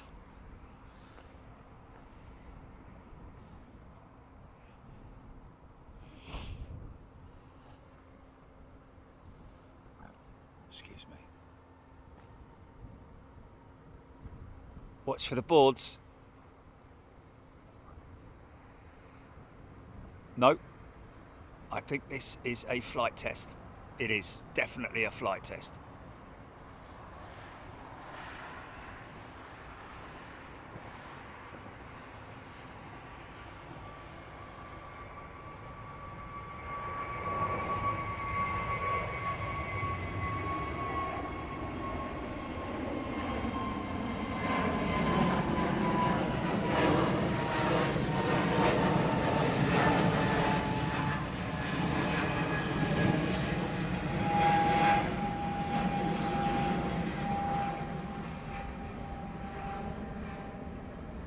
So there's a few people who are watching right now, maybe on the chat or maybe just sitting at home or in the office or on the train or wherever, going, okay, well, where's that flying to? These flights that you're seeing, most of these flights, obviously we have an operational airport here, folks. As you can see there with that Ryanair jet, it's a Boeing, of course, but other aircraft that are operational here were originally built here, but that side is reserved for cargo and passenger operations. This side is the area where Airbus, the airframer, build their A330s, A350s, A320s, A321s. ATR are built here as well. So you will see, as you can see there, with this A350 with Emirates Airlines, all without engines at this stage. There is one down the other end of the airfield which we are hoping we might get to see. But these are the huge assembly sheds that you see here. Some of these sheds used for finishing or for other fit outs. These are the assembly lines that you see over there, which were the 380 sheds, but now are the 321 sheds. 350 sheds, 330s are all way back over there. It's a huge facility, folks, as you can imagine, being an airframer. And this is just the Toulouse French arm. Saint-Nazaire is France. Saint-Nazaire is France. Saint-Nazaire, yeah. And they, I believe, build the fuselage. Sorry, the flight deck area of the A350 and possibly even the A330, maybe even the 320 model. I don't know, but for instance, Germany build Hamburg. Assemble the A321, but the wings are also the wing, the centre of the aircraft is made in Germany, and the wings are assembled in Wales and then shipped by the Beluga, as well as everything else that's shipped here. So this aircraft we've caught on previous shows. We've caught the which one was it that was doing the automatic? It was the Neo, I think, the A330 Neo family flight that was doing tests for the automatic taxi and takeoff system. We've got a video of that somewhere, of the pilots actually using. We sort of cooperated with Airbus to allow us to. Wow, look at this! That's so cool seeing this.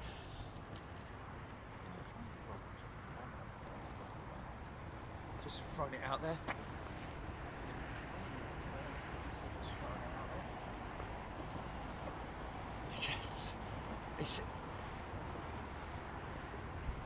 Yes, it is. It's definitely going out, 100%.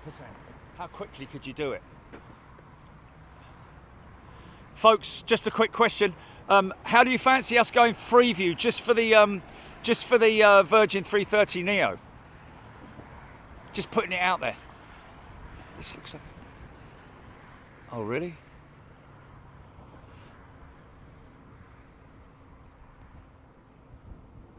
Oh, okay. So I've got another hour.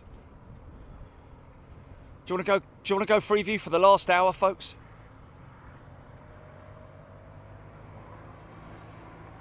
Get ready, GP.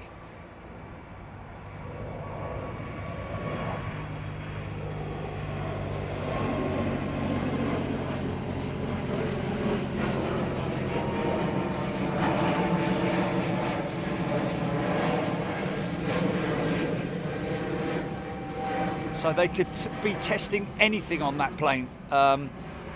Maybe just extensive tests, maybe firmware upgrade on the engines, maybe flight management systems.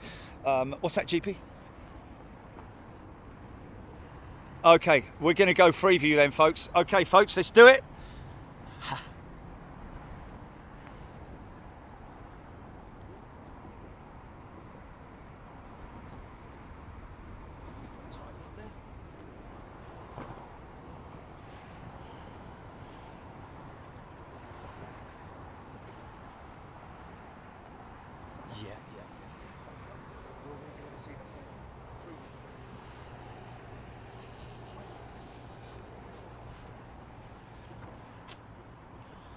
Good God. Right, okay.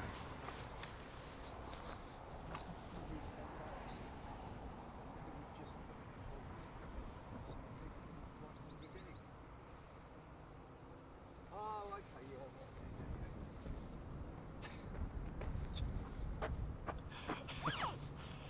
Okay, folks, I would come on camera, but we've been here all day since about 8 o'clock this morning. We are at Toulouse. This is the main assembly line for the final assembly line for the A330 Neo, the A350, even A330 CEO military aircraft, which are still being assembled. That down there is a Virgin 330 Neo, the latest Virgin 330 Neo, which is, and we have some information here. GP, what's the details? I'm sure my members will give me the details now on what the status is on that aircraft in terms of how many flight tests she's done. We could be seeing a taxi. Well, it's not. I think it's done its taxi tests because it's lined up to go out. So this may just be a rejected takeoff test, folks. So just be warned that you might not see this aeroplane fly, but we wanted to put it. Okay, so she has had engine run and taxi test on the 5th of September. So this aircraft, I'm thinking now, will be an RTO check. Now, sometimes in the past, they've done an RTO check and then gone back round and then taken off. So we don't know, folks. So just to give you a little bit of a background, like I say, this is Toulouse, the Toulouse Blagnac Airport, the customer passenger side of it. There's a small freight cargo terminal down there as well, which is mainly for commerce freight like UPS and DHL. 747, we believe, is here for horse transport. That aircraft is regularly used out of the UK for horse transport, and that's That's come from one of our members today as well, or a couple of people. This is the delivery centre that you're seeing down here. So this is not a commercial flight. This is a brand new aeroplane that you're seeing there with a trade registration, almost like a trade plate that you get on a new car in England or wherever. Britain, UK, England. They only haven't been England then, do they? Slow down, mate. Slow down. You're not in a hurry, okay? Just slow down. Okay, so and then the other side, he says very quickly. Well, I'm trying to get it all out of the way before the plane goes. This is where the A380s used to be assembled, folks. Yeah, you need to change the title, Jerry. And as you can see, this facility here has now been changed.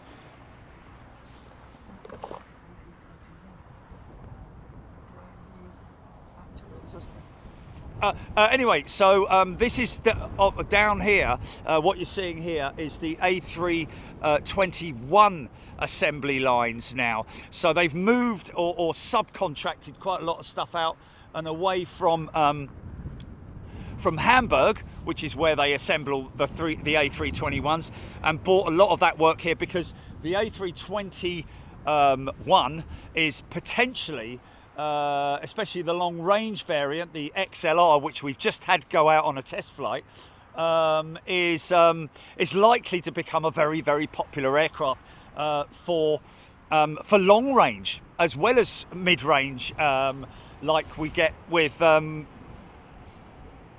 JetBlue, for instance, coming from the United States to London on a daily basis, which went around yesterday. So here are your new batch of Emirates A350s, folks. Now, the reason why they're in that state is because they're waiting for engines. She's moving. They're waiting for engines. Now, it's usually between 5 and 7 years. I know it sounds crazy, but those aircraft that you see over there with Emirates were ordered in 2019.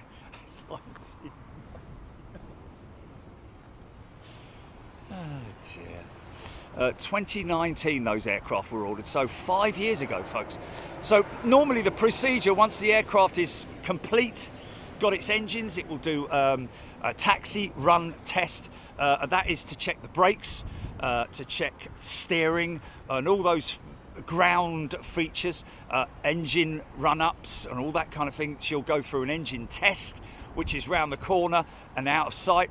They've got some huge, great big engine test cells round the corner, which there was a very interesting faux pas some time ago with here at Airbus, at the Airbus facility, which I'm sure they wouldn't want reminding about, but the Etihad 346 that literally scaled the fence because they left the brakes off and no chocks underneath it.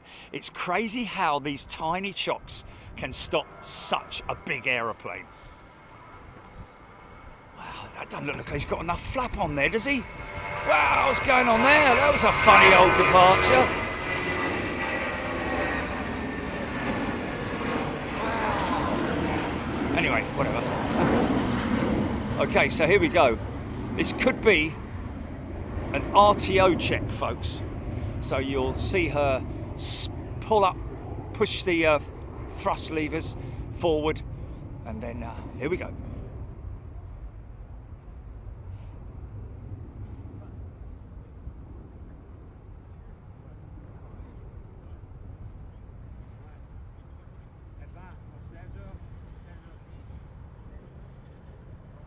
RTO check. So that's what's called a rejected takeoff, where they have to make sure that all the systems, nice lamppost by the way,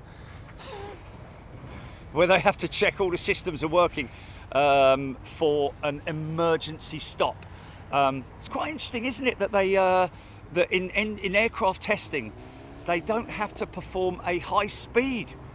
I mean, what speed are they getting up to there? Sort of like 80 knots, something like that. Still fast enough, but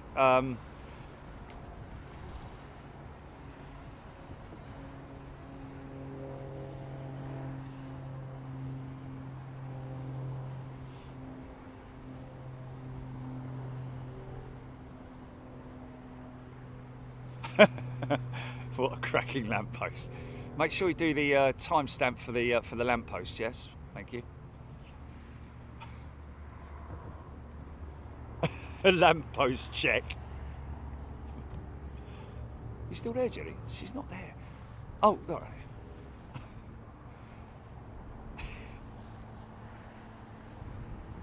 So this is a place that we visit. This is our, I think, 46th show here and 23rd visit or 24th visit. Used to be a lot busier here, folks, it has to be said, with quite a lot of activity going on in terms of aircraft being moved around.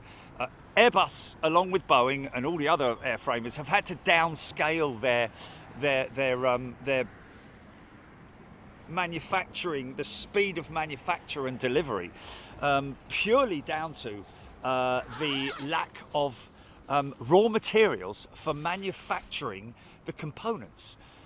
We've talked about this briefly before, you know, like the interiors of the aircraft. You can't deliver an well, you can deliver an aircraft without the interior. I know Virgin, for instance, I remember going there and with their 350, and they walked into the A350. There's a load of tennis balls everywhere.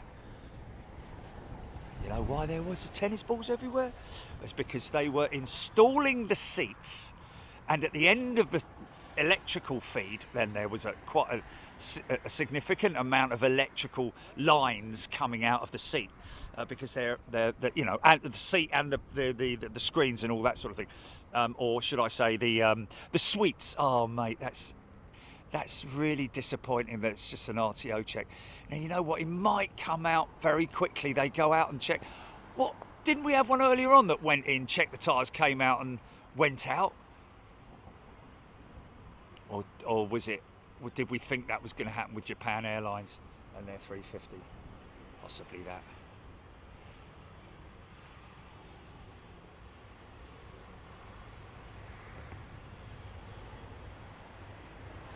It's a shame.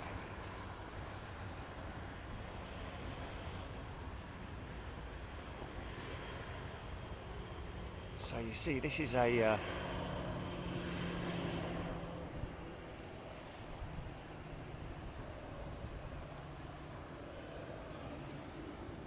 okay, that was runway 23 left. That is an aircraft that is an old aircraft. That's a CEO. CFM 56 powered, and that aircraft would have been built right here in Toulouse. So from time to time they do come home, and guess what I'm flying home on today, folks? Bluebird. I have a funny feeling I've flown on it before. Why do I think I have? I think there's, I mean, apart from not knowing exactly what goes on in these sheds, it is primarily fitting, fit outs. You know, it could be, here he is again. I'm not buying one. I'm not buying one. I'm not buying one. I'm not going to get one, even though it looks like he's reversing now. He looks like he's reversing really fast. Is he going forwards or backwards? Which is the front and which is the back?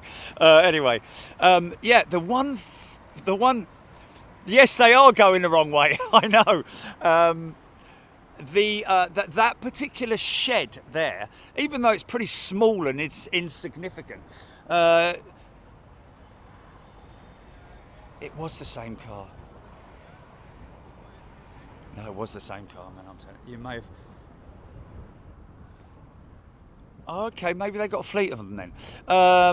So sometimes you might see when we've come here. In fact, to be perfectly honest with you, yes, I've got to get one next time I come. Next time. Oh, okay, then forget about it. So that is some kind of a bay in there that is used to do some kind of checks, which I don't know if they're carried out in darkness. I don't know if it's a dark room, because there's windows in there, isn't there? Or is that lighting, maybe? Is that lighting?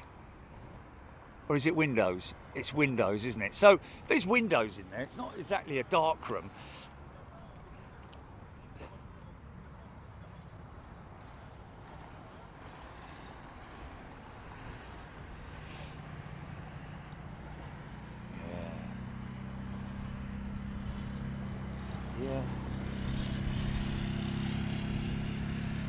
Maybe I'll do a flight trip video-y thing, shall I?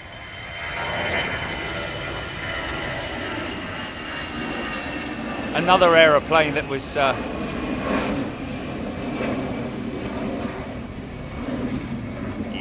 not really. I mean, I love me planes, but I don't keep a log of what planes I've flown, other than sort of like, you know, saying, oh, have we flown on that one? Like the Singapore Slinger, for example. You know, Jilly's more, you know, Jilly doesn't keep numbers or anything like that, but she just remembers it's in her head. So the sheds go all the way as far out to there, you see, folks. There's parking areas and everything. You see the shape of the aeroplane, literally wings and front end, or back end actually, I think, goes. I think they're backed into those sheds, and they're staggered, those sheds. So there's two 380, big 380 sheds right there. Might be backed in, maybe forward in, I don't know. I think they might be backed in just to make life a little bit easier. Certainly looks like the back end is longer than the front end, so it would sort of like make sense, wouldn't it? And there's another one which is a sort of like modern variant of that shed, isn't it? And then of course the assembly lines through there. Now if you're lucky enough to come to Toulouse, when you drive this segment of the you see that truck going down? See him going down, and he goes down and under a bridge, and then you come out over the other side to roundabout, and then carry on to left hand side, and then take first left, and then you will drive all the way down here behind the Air France section. This isn't the entrance, by the way, to the museum. That's another route, or route if you're in America, but you basically get to go behind these sheds, and what you do get to see is the frontage of those sheds. And if you go down there during the night, it's all lit up. I'm all lit up, and you'll see everything inside. It looks fantastic because half the doors are clear, whereas the other half are obscured. So that's it. And of course, when we come to, have we got any info on that 321 XLR? Is it on long? How far out has it gone? Is it doing a high altitude test or something crazy like that? Screaming emus in the house.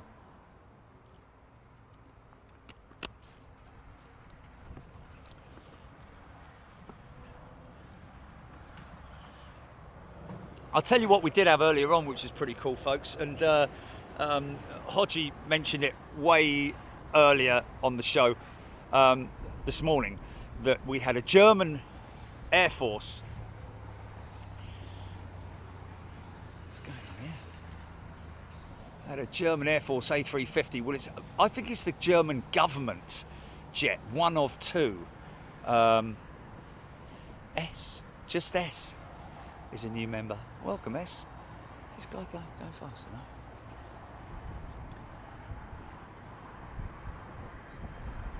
Yeah, he's got no.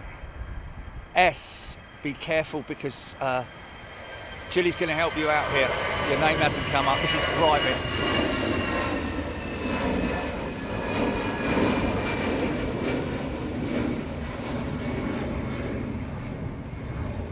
Okay, if you've just joined, we've got no info on you.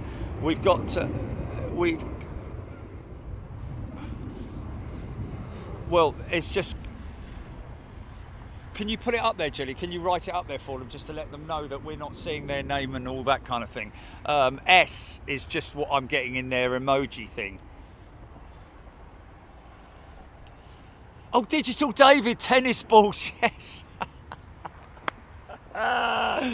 Let me pluck that one out of the. Hold on a minute. Let me just. There we go. There it is. Right. Yeah, tennis balls. So you can imagine all the electrical leads coming out of these suites. Not just the seat, but the suite itself. So you've got the electronics for the seating that manoeuvres the seat. You've got the flight entertainment. You've got the lighting. You've got all of those kind of things going on in there. So there's a lot of electrical feed coming out of that. And the tennis balls, quite simply, are to you cut the tennis ball. Put a slice in it, and then because the plug at the end of the feed, you don't want to be standing on that or dropping anything on it, because then you're in trouble. So what they do is they squeeze the tennis ball together, put the connector in the tennis ball, and then let go, and it sort of like locks onto it. So not only is it more difficult to, I know you could still stand on it, but it's more visual, isn't it? A tennis ball, a bright green tennis ball, than a white plug, you know, that might, you know, could quite easily get in the way. You're gonna spend more attention. You're gonna, you know, you're not gonna stand on a tennis ball, are you? Airline photo, XLR, extra long range indeed. So that's the story of the tennis balls, folks. The extra long range, that's what we were just discussing, is that those sheds over to my left have now been, they were the A380 assembly sheds, but now this could be anyone on board this aircraft, really. Could be somebody linked to Airbus, could be a depends on which way he turns off the runway here. If he comes off left, then he's something to do with Airbus or ATR. ATR all saying that are right over the other side. So those big sheds over there have been assigned to the A321 assembly, purely down to the fact that no, he's definitely this is a private operation.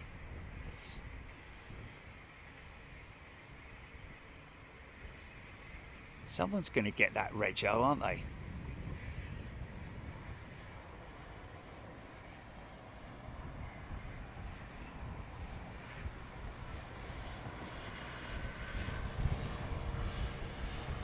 Vista Jet, is it?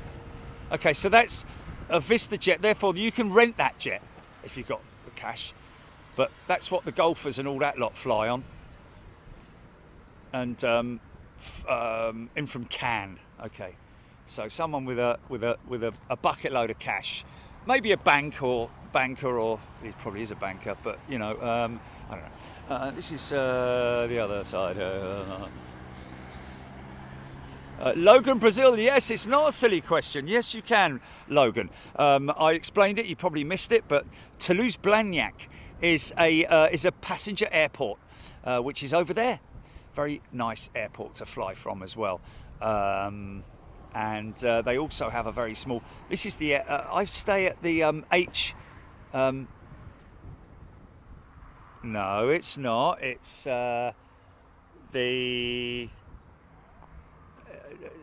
NH. I stay at the NH hotel, and always have a overlooking either this part of the airfield or the other part of the airfield. Very reasonable rates, I have to say, at the NH hotel. There are other hotels around the airfield which are even cheaper, I have to say, if you fancy it. If you want to go really cheap. I was thinking of trying that Hilton up the road, Jilly, up by the roundabout. You know, I know it's one of those ones where you sort of like, you know, it's a kind of self-catering one, you know. No, I haven't stayed in it. No, I stayed in the Formula One hotel, didn't I? I didn't like that. That was like, you know. But it was the Hilton.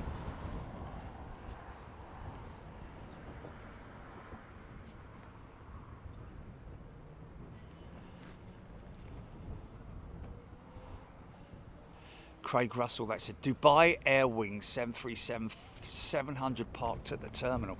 Yeah, that came in just recently, didn't it? It's a private operation. I don't know if it's Dubai Air Wing. Well, that won't be a passenger, will it?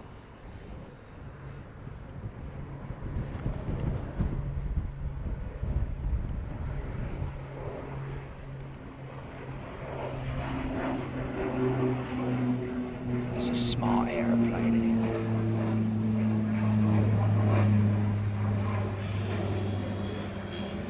Quite interesting with the semi vertical stabilizers on the and he's also got like a horizontal stabilizer there at the back there as well, hasn't he? Sort of like a tail plane, horizontal tail plane, as well as the upper tail plane. So has he got elevators on there? Are there elevators on that tail? Or is it one of those ones that... So there's the Dubai Air Wing jet, yeah. And it did park up at a gate as well, which is quite interesting. HGC loving the sounds of the early birdie timestamp for the touch and go government, the German government jet, 12:16 p.m. on the members show. Thank you for that, early birdie. Aidan Campbell, Airbus A350 on finals. Okay, is that the? I'm guessing that is Turkish. Okay, folks. Well, you didn't see it. You didn't see it going out. What's happened to that Virgin jet then, Gilly? Is it gone off or? Okay.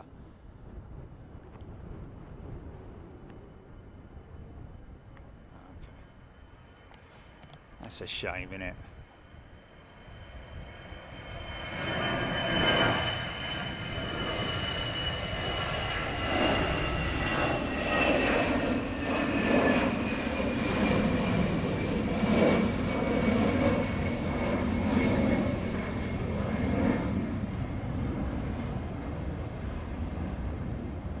That hasn't even actually been assigned a registration, has it? Yet. It's at the very early stages, still engineless. Potentially one of the main reasons for delays at the moment seems to be possibly engine supply. Rolls-Royce, let's face it, they've got a pretty, you've got to hedge your bets, haven't you? Rolls-Royce have had some hard times recently, so they're not going to build more facilities or, I wouldn't have thought so, just at this, like assembly lines, but can they handle the volume of the demand that they have at the moment? I mean, they're still supplying the Trent 1000 on the Dreamliner, of course. Although would be interesting to know. I think British Airways' next batch of 787s are going to be Gen X powered, aren't they? So this is a test aircraft. Well, it's not a test aircraft. This is a customer aircraft that's been out on a test flight. Hasn't been out for very long. So I'm guessing that it will probably go out another time, maybe tomorrow or the next day, to do a high altitude long range test. How long's it been out for? It's only been out for about an hour, hasn't it?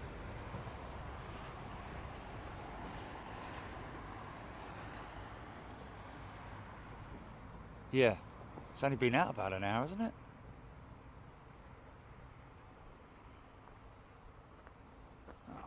Come on, man. 2:03, so an hour and an hour and a half. Okay, well, even so, normally, sometimes the long-range high-altitude tests are. Have you got a track of it, Gilly, on Flight Radar? See how far it went down to. Wasn't it San Nazir or something? Was it? It went out that far. It's kind of that way that these things go.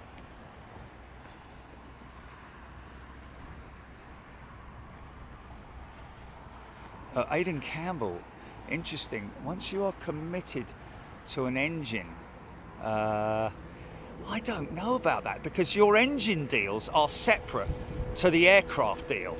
You do the engine supplied separately to the when you buy the aircraft, you also buy the engines. So I'm guessing you have the right to cancel them, but the aircraft will be manufactured to the specifications for the specific engine. I don't think there's a lot different between the Trent and the Gen X, the Trent 1000 and the Gen X. So this hasn't yet been put into passenger service, folks, this A350. She's empty. She may not even have any seats in there.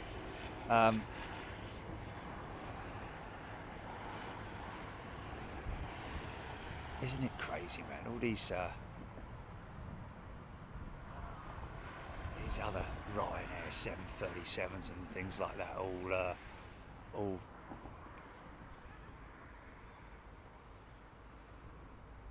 coming all the way down to here.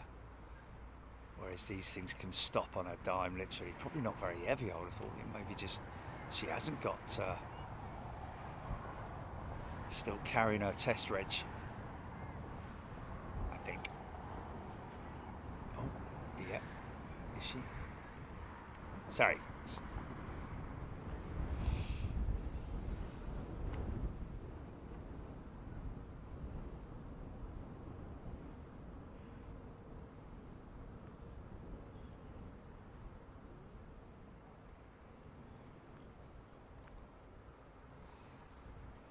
So that's another, that's literally another one ticked off on the checklist.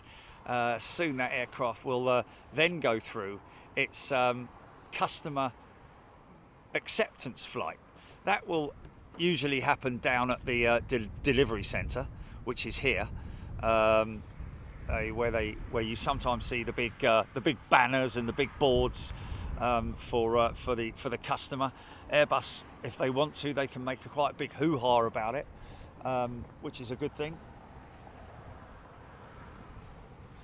But deliveries have been cut quite considerably. 100 aircraft less this year they have forecasted for with Airbus.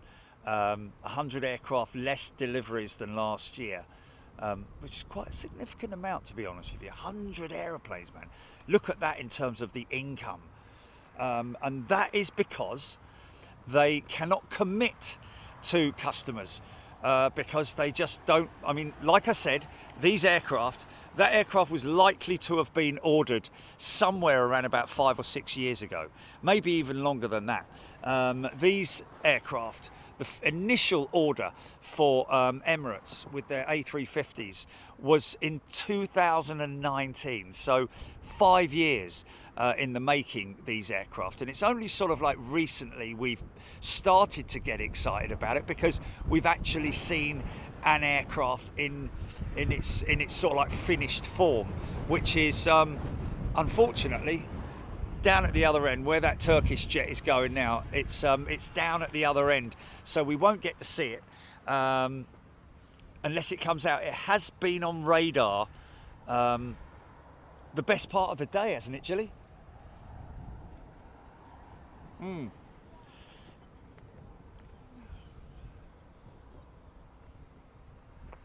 Yeah. The call signs are what sometimes indicate what this is going to be doing, you know, in terms of like FT04 we had earlier on, flight test 04, and so on and so forth. But the AIB details that came up, which is the AIB family flights with Airbus,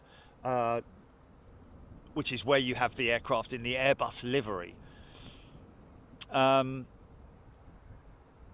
That's what was assigned to the Emirates jet earlier on today, but has now come back on radar with an extra 2 digits on it. So quite what that's about, we don't know.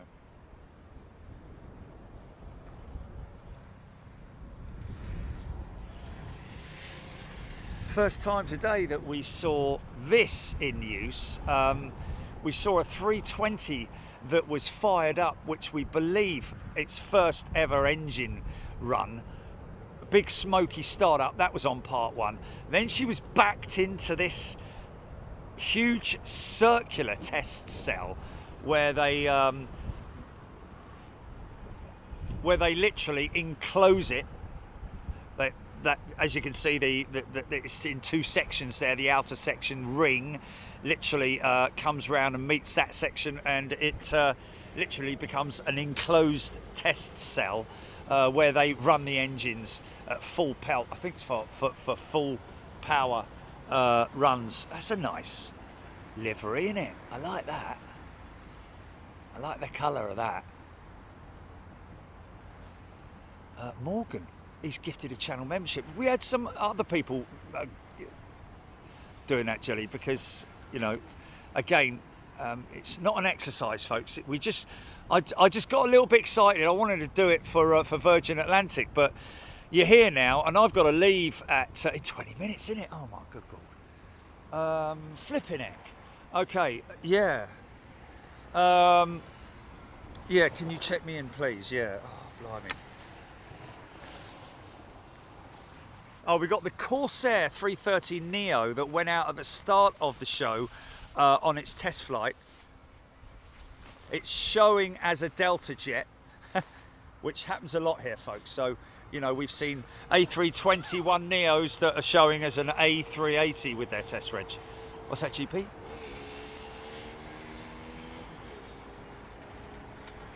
Oh, okay.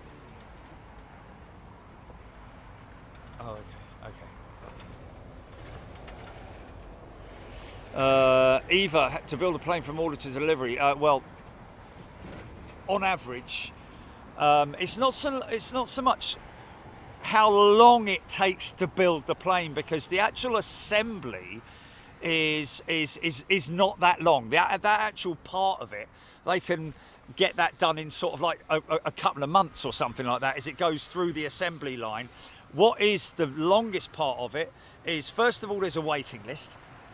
So you've got to wait for all the other aircraft to be made, and then of course there is the supplies list, because you've got to wait for all the. And if your order comes in at a time when there is a shortage of materials, then you know you're going to have to wait like everybody else.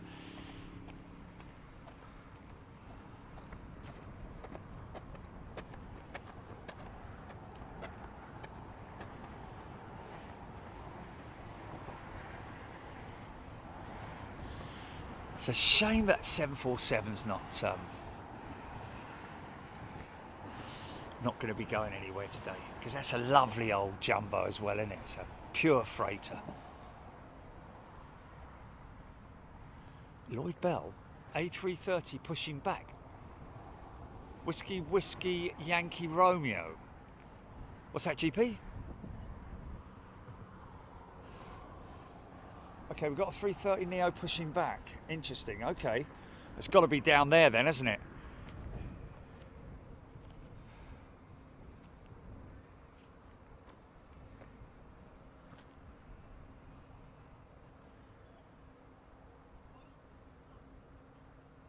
Royal Saudi Air Force is according to the registration or the picture?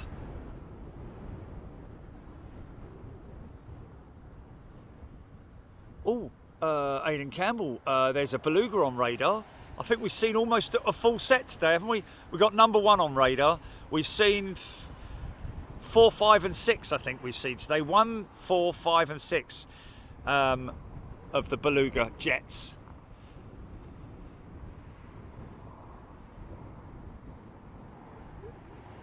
John Grinham saying that 747 looks like a 200. It certainly has got the old... it's got the old hump on it, but she's got it's got the original classic hump on it, front end, but she's got winglets, which the 200 didn't have. I think the 400 was the first aircraft. Even the 300 had the HF aerials on the end of the wings. Beautiful things they were. Real way to, like, you know. But she has got a classic 200 front end on her, as all freighters have. So we're understanding, folks, that there is a 339 which is being pushed back up there at the far end. No. Oh, it's an MRTT. My apologies. Okay, so it is the Royal Saudi Air Force. So it's a bit like our. It's a bit like our A330-200 with a government aircraft that can be flying delegates one day and refueling a couple of Typhoons the next, or at the same time.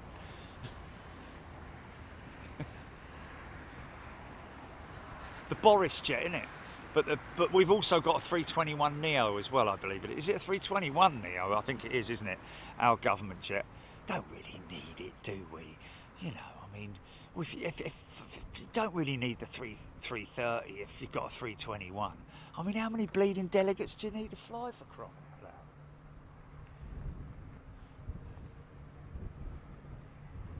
It's not really like they...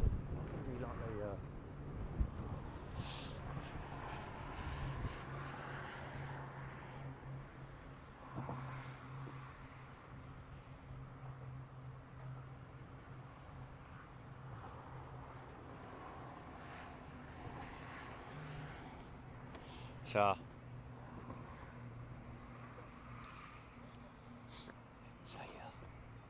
there's a military prop over the top of me, possibly. It doesn't sound...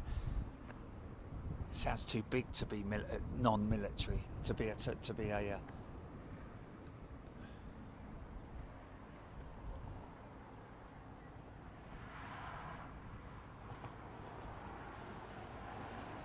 Ciao very much. I think it is BA375, isn't it, Julie?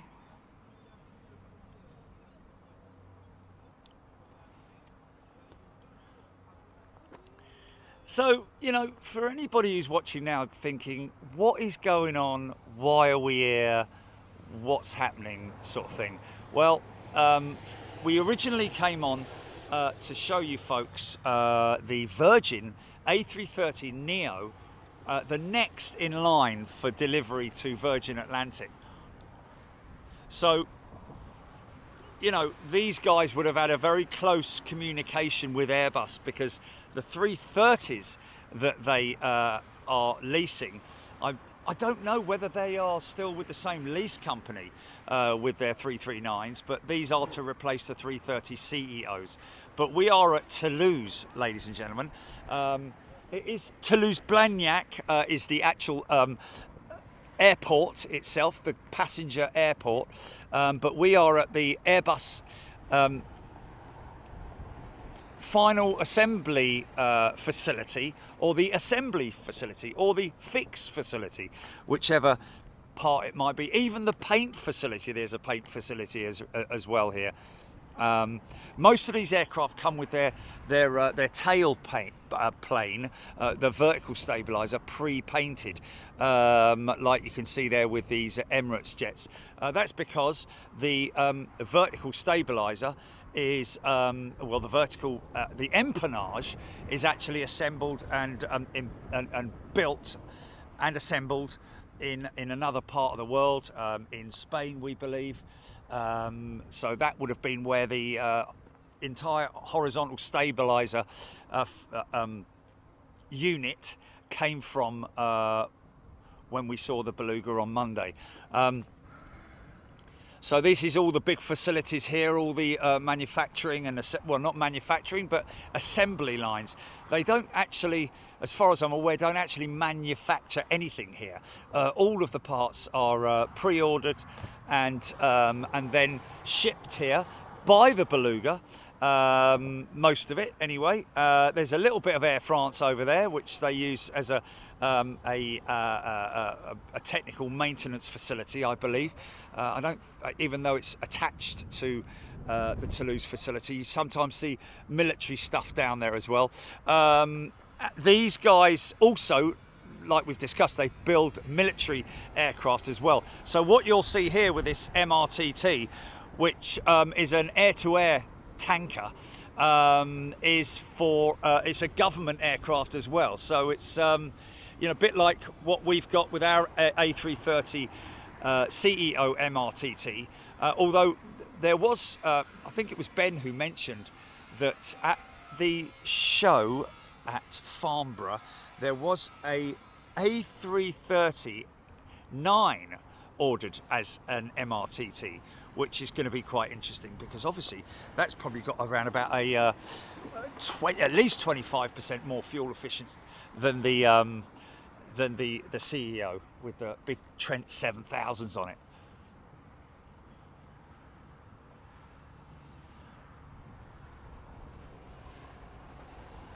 It's a 400 freighter, Simon Lysang. It's a 400 freighter. What the Simon Lysang? It's a 400 freighter. The MRTT. It's a 330 dash 400. What based on the 400 freighter?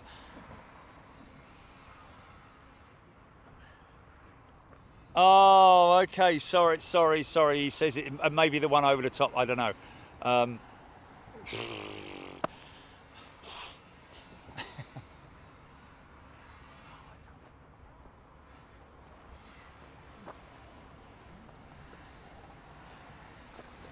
Yeah, it's gone really fast, man. Even though we haven't had a great deal going on, it's still very interesting, isn't it? So look, folks, these aircraft here that you're seeing, and you're going like, Indigo, aren't they from India?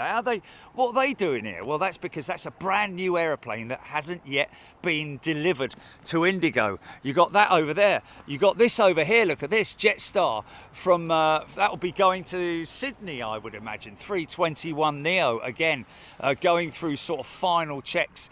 There are more Jetstar jets here. I've seen them. I've seen one of them, which is like in its very early stages. Oh, is that? I think that's something to do with the construction work. We see a yellow light there now. A lovely thing to have, right? And you see the sand coloured material there, folks. That's carbon. So they put as far as I'm aware, a different paint on the carbon compared to the oxide paint that you see on the front, which is the front end. That's the bit that's built in France, I believe. I think it's France that does the front end. Germany does the middle and and then maybe another segment. Wales does the wings, and Spain does the empennage, I believe. Semi-layered. David Story, A340 coming out. A3.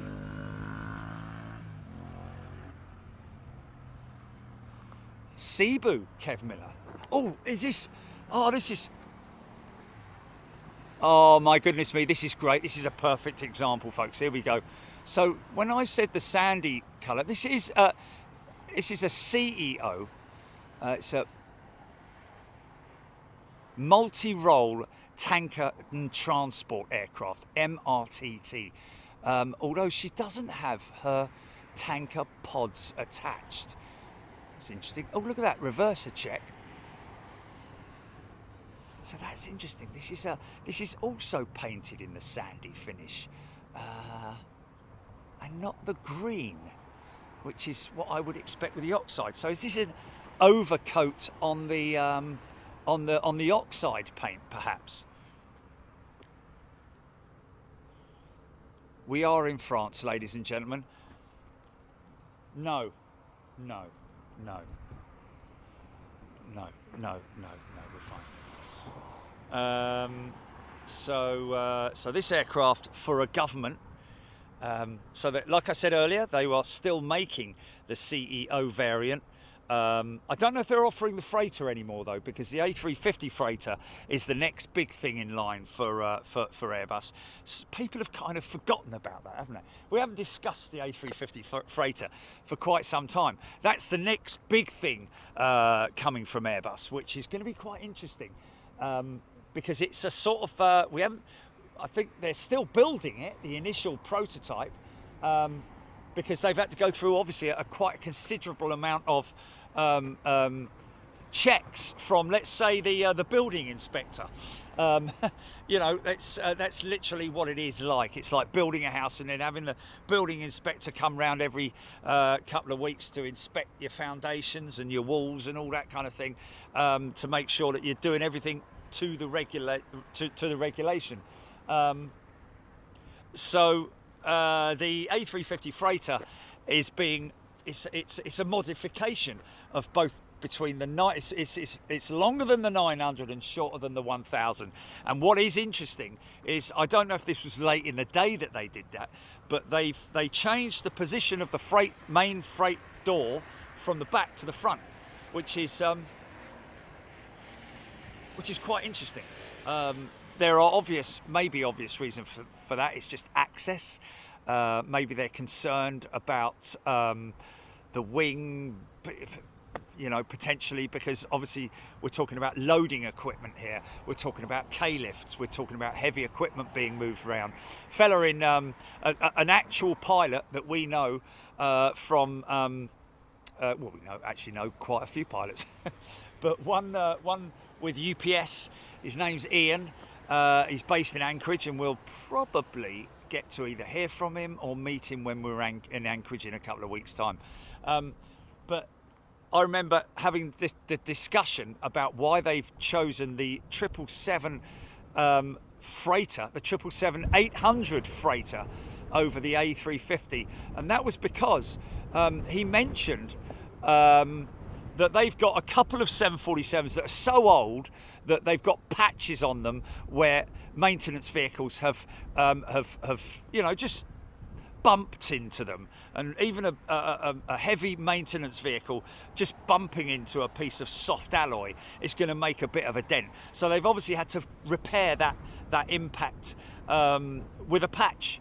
And he said that they've got so many patches on them that they've become really unreliable with their fuel efficiency, because they're having to burn more fuel because it creates drag. You know, all those panels create drag. So he thinks that maybe the reason why they chose the alloy freighter over the carbon freighter is because the A350 could potentially have issues with collisions.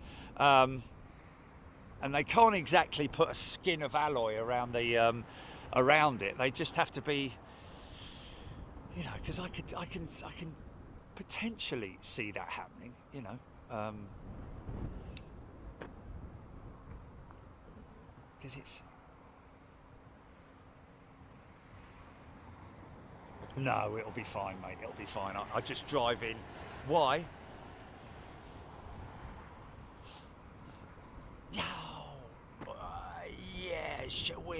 Yeah, we'll be all right, mate. We'll be all right. I'm ready to jump in the plane, you know. I mean, all I've got to do is sort of like break this down, put it in the bag. 10-minute breakdown for the bag. We've got to wait for this aircraft to land before this one goes out. So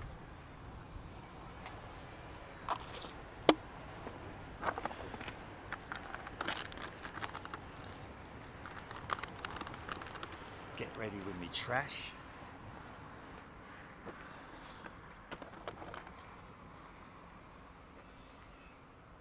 Oh, well, hold on a minute. I'll tell you what I'm going to have to do, mate.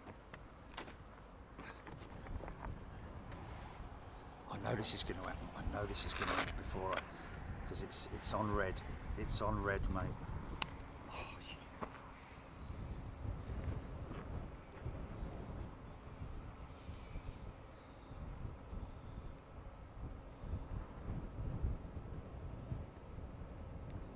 What's going on? Why isn't that starting? Oh, mate, is that dead? Oh, you're having a laugh, aren't you? Oh, mate, hold on a minute. I'm going to have to do a quick run to the car, Julie. Heck. Bloody mic's gone red, isn't it?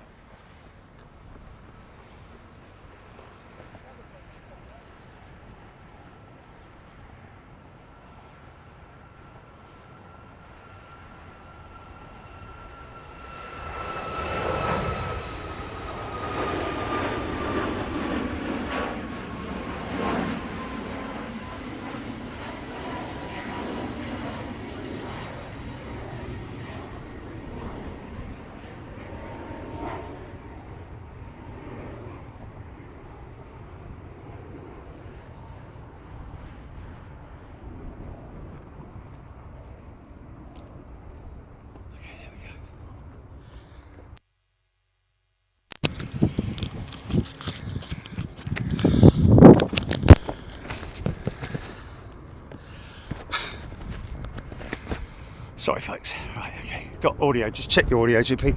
Sorry. Okay.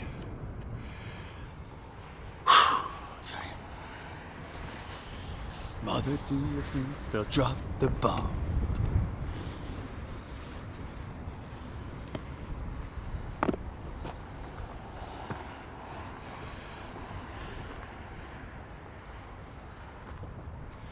Mother, do you think they'll like this song?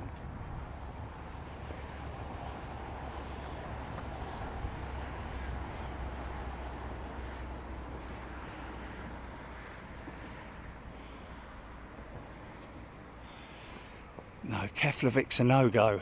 Tried it, looked at it, and you are absolutely miles away from life itself.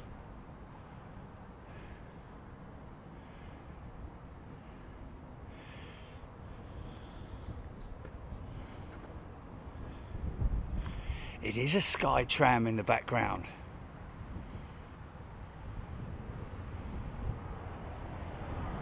Mother, do you think they'll try to break my bones?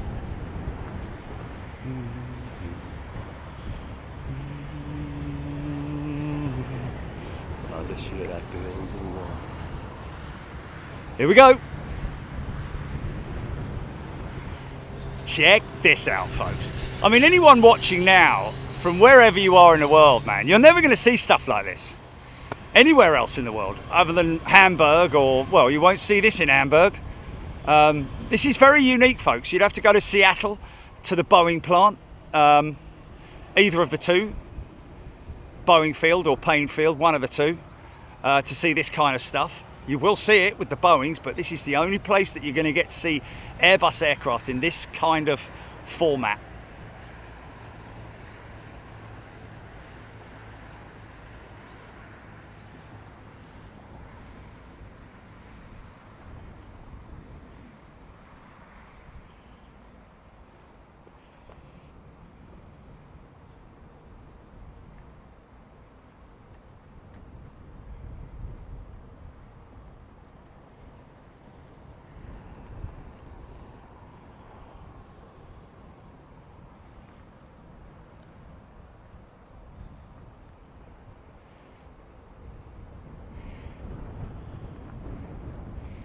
May be delivered in this format, this aircraft, may be painted elsewhere, but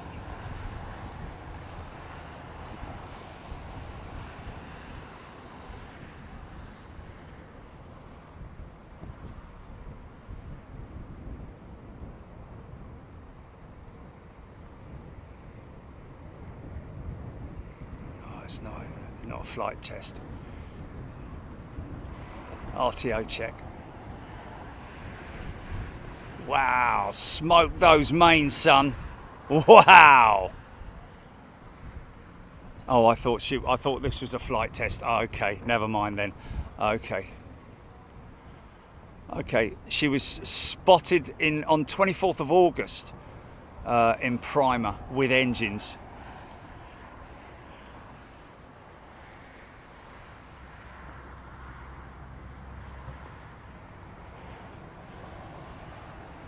Yeah, there we go, Nick Gray, thanks for that, mate.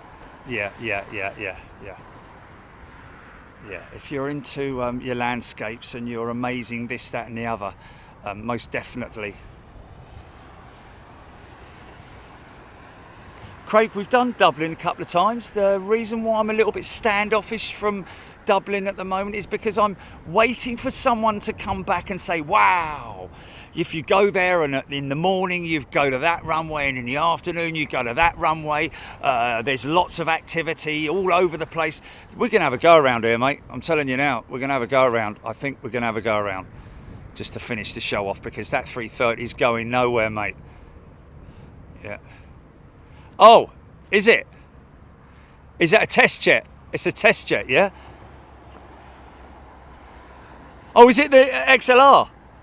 It's the XLR. Oh, great. People have got to see this, man. He's going to fly past. He's going to... No, he's turning. Flipping heck, this is late.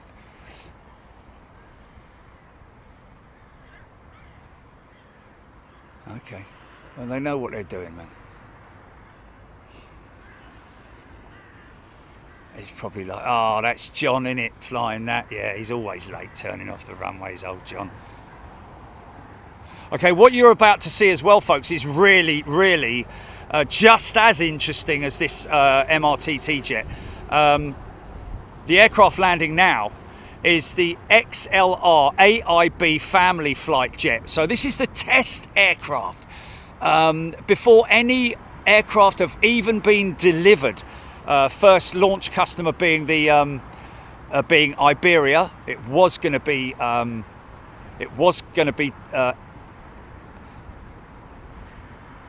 Lingus, but due to issues within pilot issues and all that, they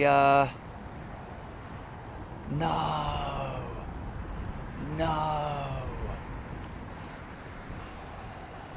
Oh, let me have a look at it and see. Let me just have a look. Well, it wouldn't be doing anything else, Jilly. So this aircraft is filled with telemetry equipment and test equipment. They even put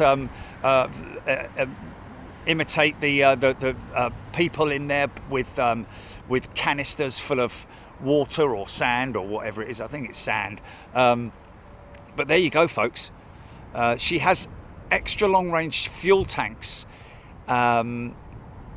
which are incorporated into the fuselage underneath at the back of the aircraft, in the sort of like we were talking earlier on about this before when it went out, was the weights and balance issues that I can see happening with that, in terms of like fuel at the back. It's going to weigh the aircraft down. We believe, folks, that the Jumbo has just come up on radar. She has got someone there.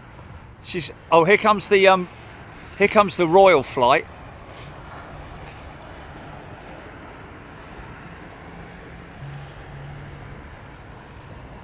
What's the latest check-in time, Jelly?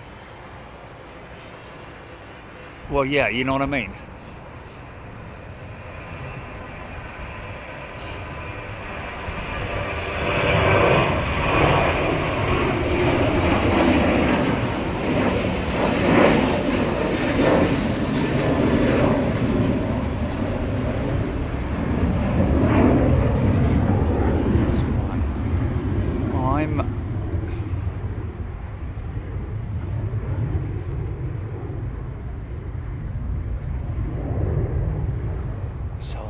Look here, looks like we've got engine start on this Jumbo, man.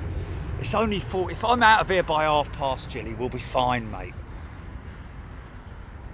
And the fact that they're doing all of this stuff now, she's got no steps, belly lights on, she's got a dispatcher linked up to her, and her engines are running. So I think this aeroplane is going to go out, folks, and what a closeout it's going to be for everybody.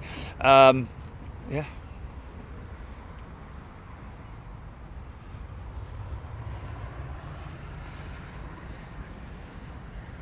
About what?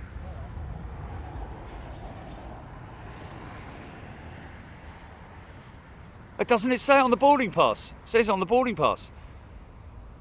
Final check-in by blah blah.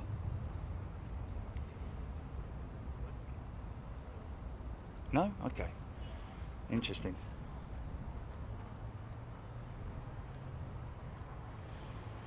I'm pretty sure the last check-in's going to be 5 o'clock. I'm pretty sure. And that'll be fine, mate, because from here to the car rental, 10 minutes tops. Straight out of the car. Great thing is it's Europe car, right there at the terminal. I know exactly where the check-in is for BA. Easy peasy, lemon squeezy.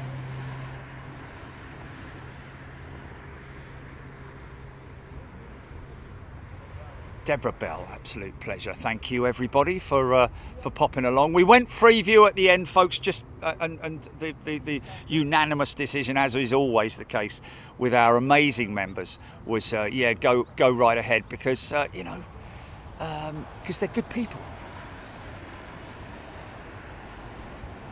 So they had to build that aircraft first, folks, in terms of converting it to an A321 XLR. That was, I think, just an A321, which went through modifications, and then I think the the modifications were built into the option for 321 standard or 321 XLR. So it'll be literally one side of the floor compared to the other.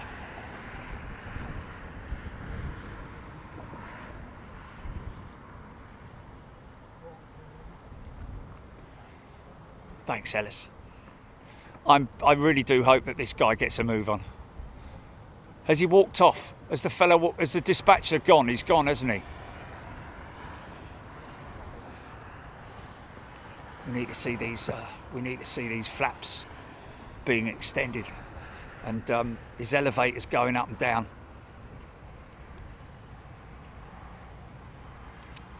Waggle his rudder. I said that this morning. Possibly the last flight of Iran Air yesterday, we believe.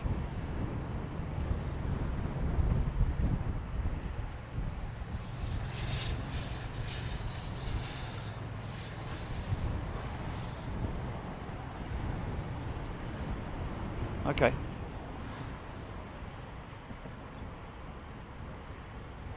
I don't know. Oh, laugh it up, Fuzzball. There are 4 XLR test aircraft. The last one, can't remember its MSN, is the actual first to be delivered. Oh, okay, so they're using one of the test aircraft. I think, that's interesting. They had 4 of them. I didn't realise that. I thought they only had the one. Didn't have absolute. Oh, rudder check on the jumbo. Here we go. Here we go. We're going flying. Flaps are extended. Going through an F&F check. Check the boards, mate. Check the boards.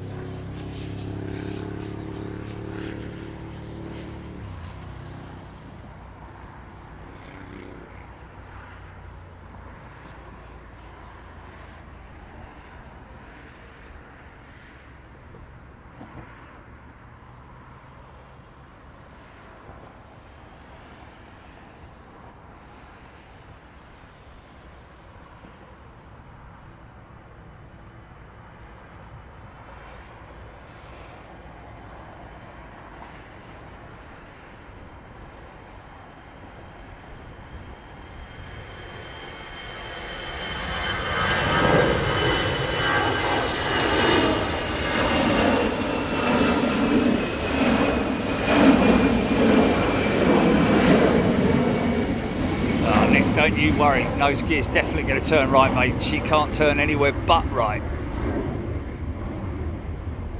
She's moving. She's moving. Oh, yes. What a way to finish a show. I know we're at Airbus and all that, but Airbus would be like, no, you must turn this off now. It's like, sorry, mate. Wow. Avro Arrow saying that this aircraft is number 2 worldwide, Jilly. What's going on?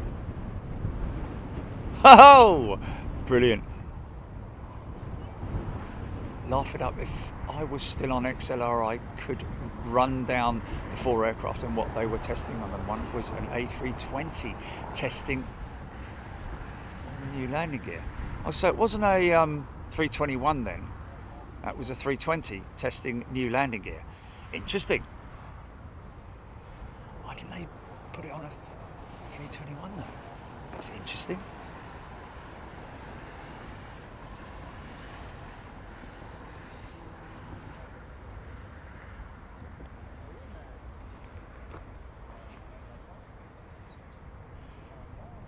Should we finish with Boeings, folks? Sorry, Airbus, but it's turned into the Boeing show.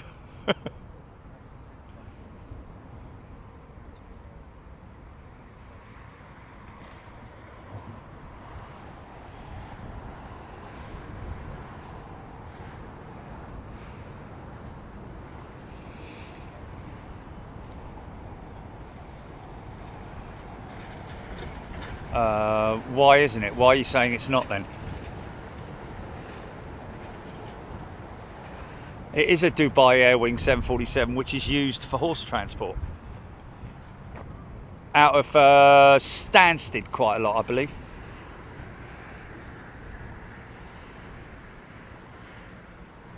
Well, Captain Wacky, to be honest with you, there is only one Dubai Air Wing jet. So in terms of registration, you got it, GP? Dubai Air Wing 747, or are there more than one? They got more than one? 747 Dubai Air Wing. Okay, sorry. The registration. Okay, all right. No, okay, fine, fair enough.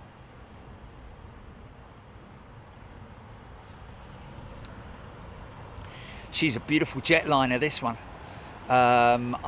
She was born a freighter. This jet. How do we know that? Because we've got it's a 400. Oh, it's someone set up there at 747. Yeah, 412 freighter. There we go. Okay, so someone's put the reg up there, folks.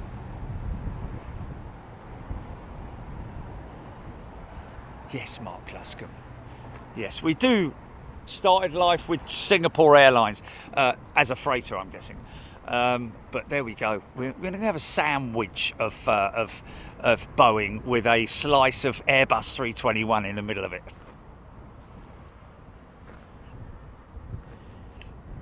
Wow. David Schoenfeld, this 321 lining up now is, what did he say? It was 30 years old. Flipping heck, that's crazy. It's got to be one of the. It's got to be one of the first 321s, isn't it?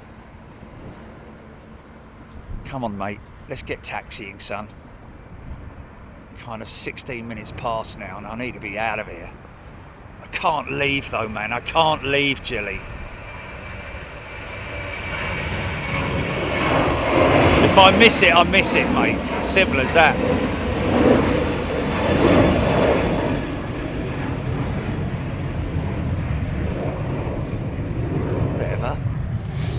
She's going to go up quick. Oh, bloody hell. Who's this coming in now? Come on.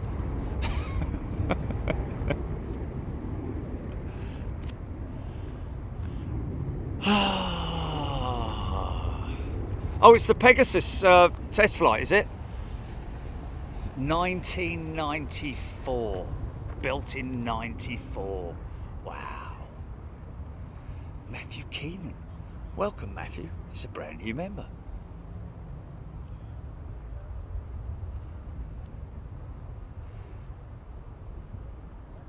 .747 is number one, man. That's crazy. Isn't that crazy?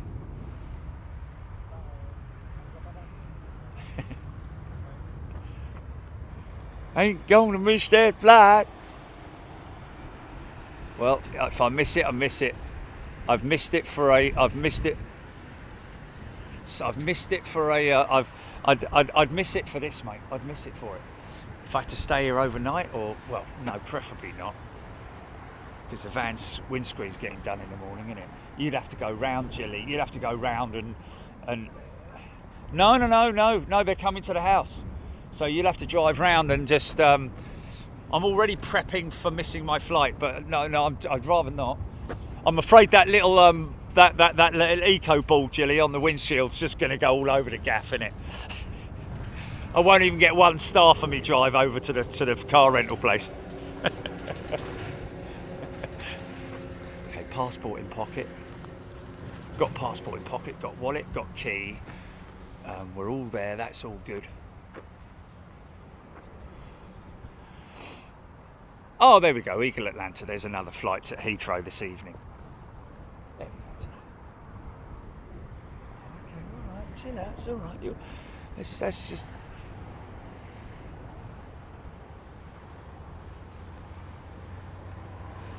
Theo Bent. There's always an easy jet to Gatwick at 10.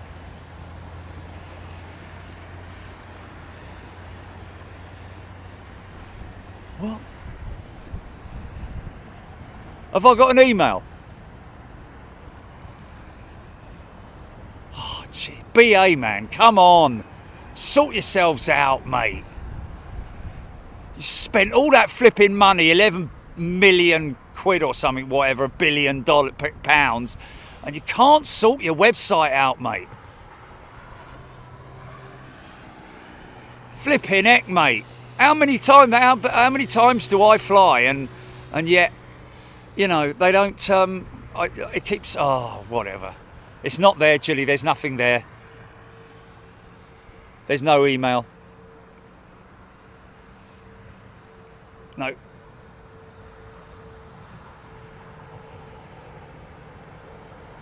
What email address do they send it to? Well, there's nothing there, mate. Flight Radar 24 in the house.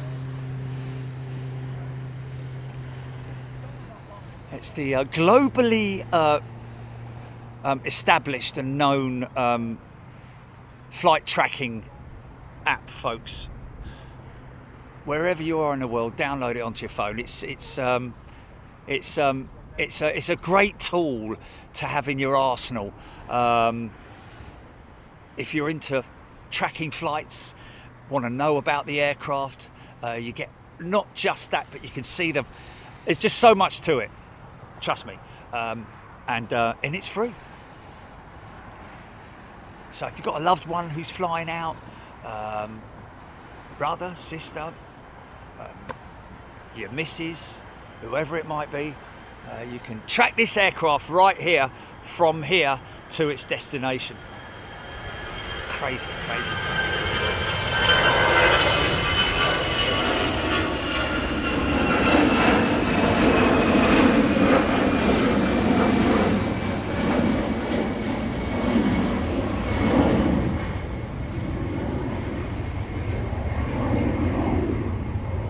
Justin Rouse, it's not a new 747, my friend. This is an old girl.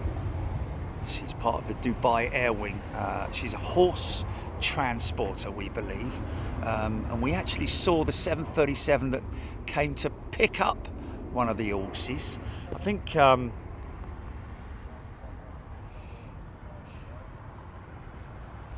there was a race here recently, obviously. Because there's been a couple of, unless the horse came off this aircraft, I don't know.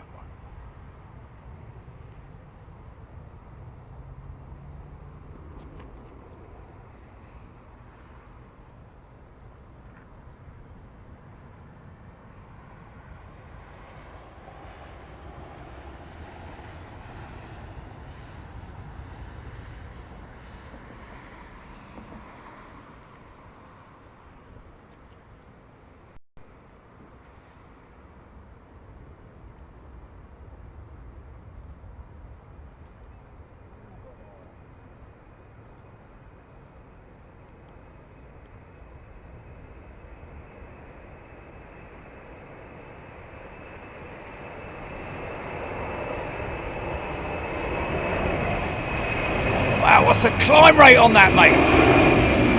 It's beautiful, man.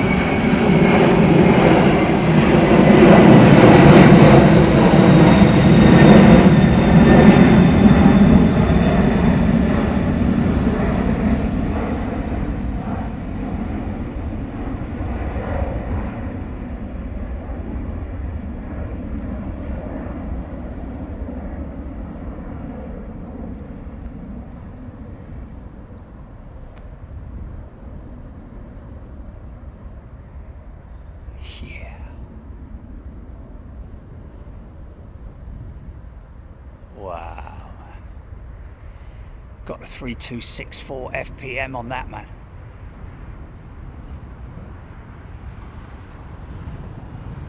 Can't leave her yet. I can't leave her yet because she's going to hit the cloud. Keep it on her, mate. Keep it on her.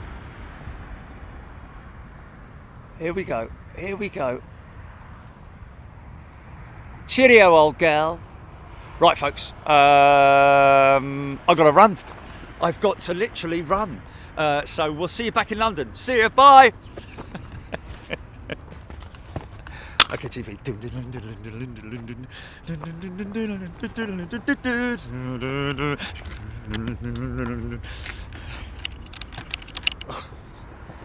Okay. Slow down. More haste, less speed, son. More haste, less speed. It's always better, isn't it?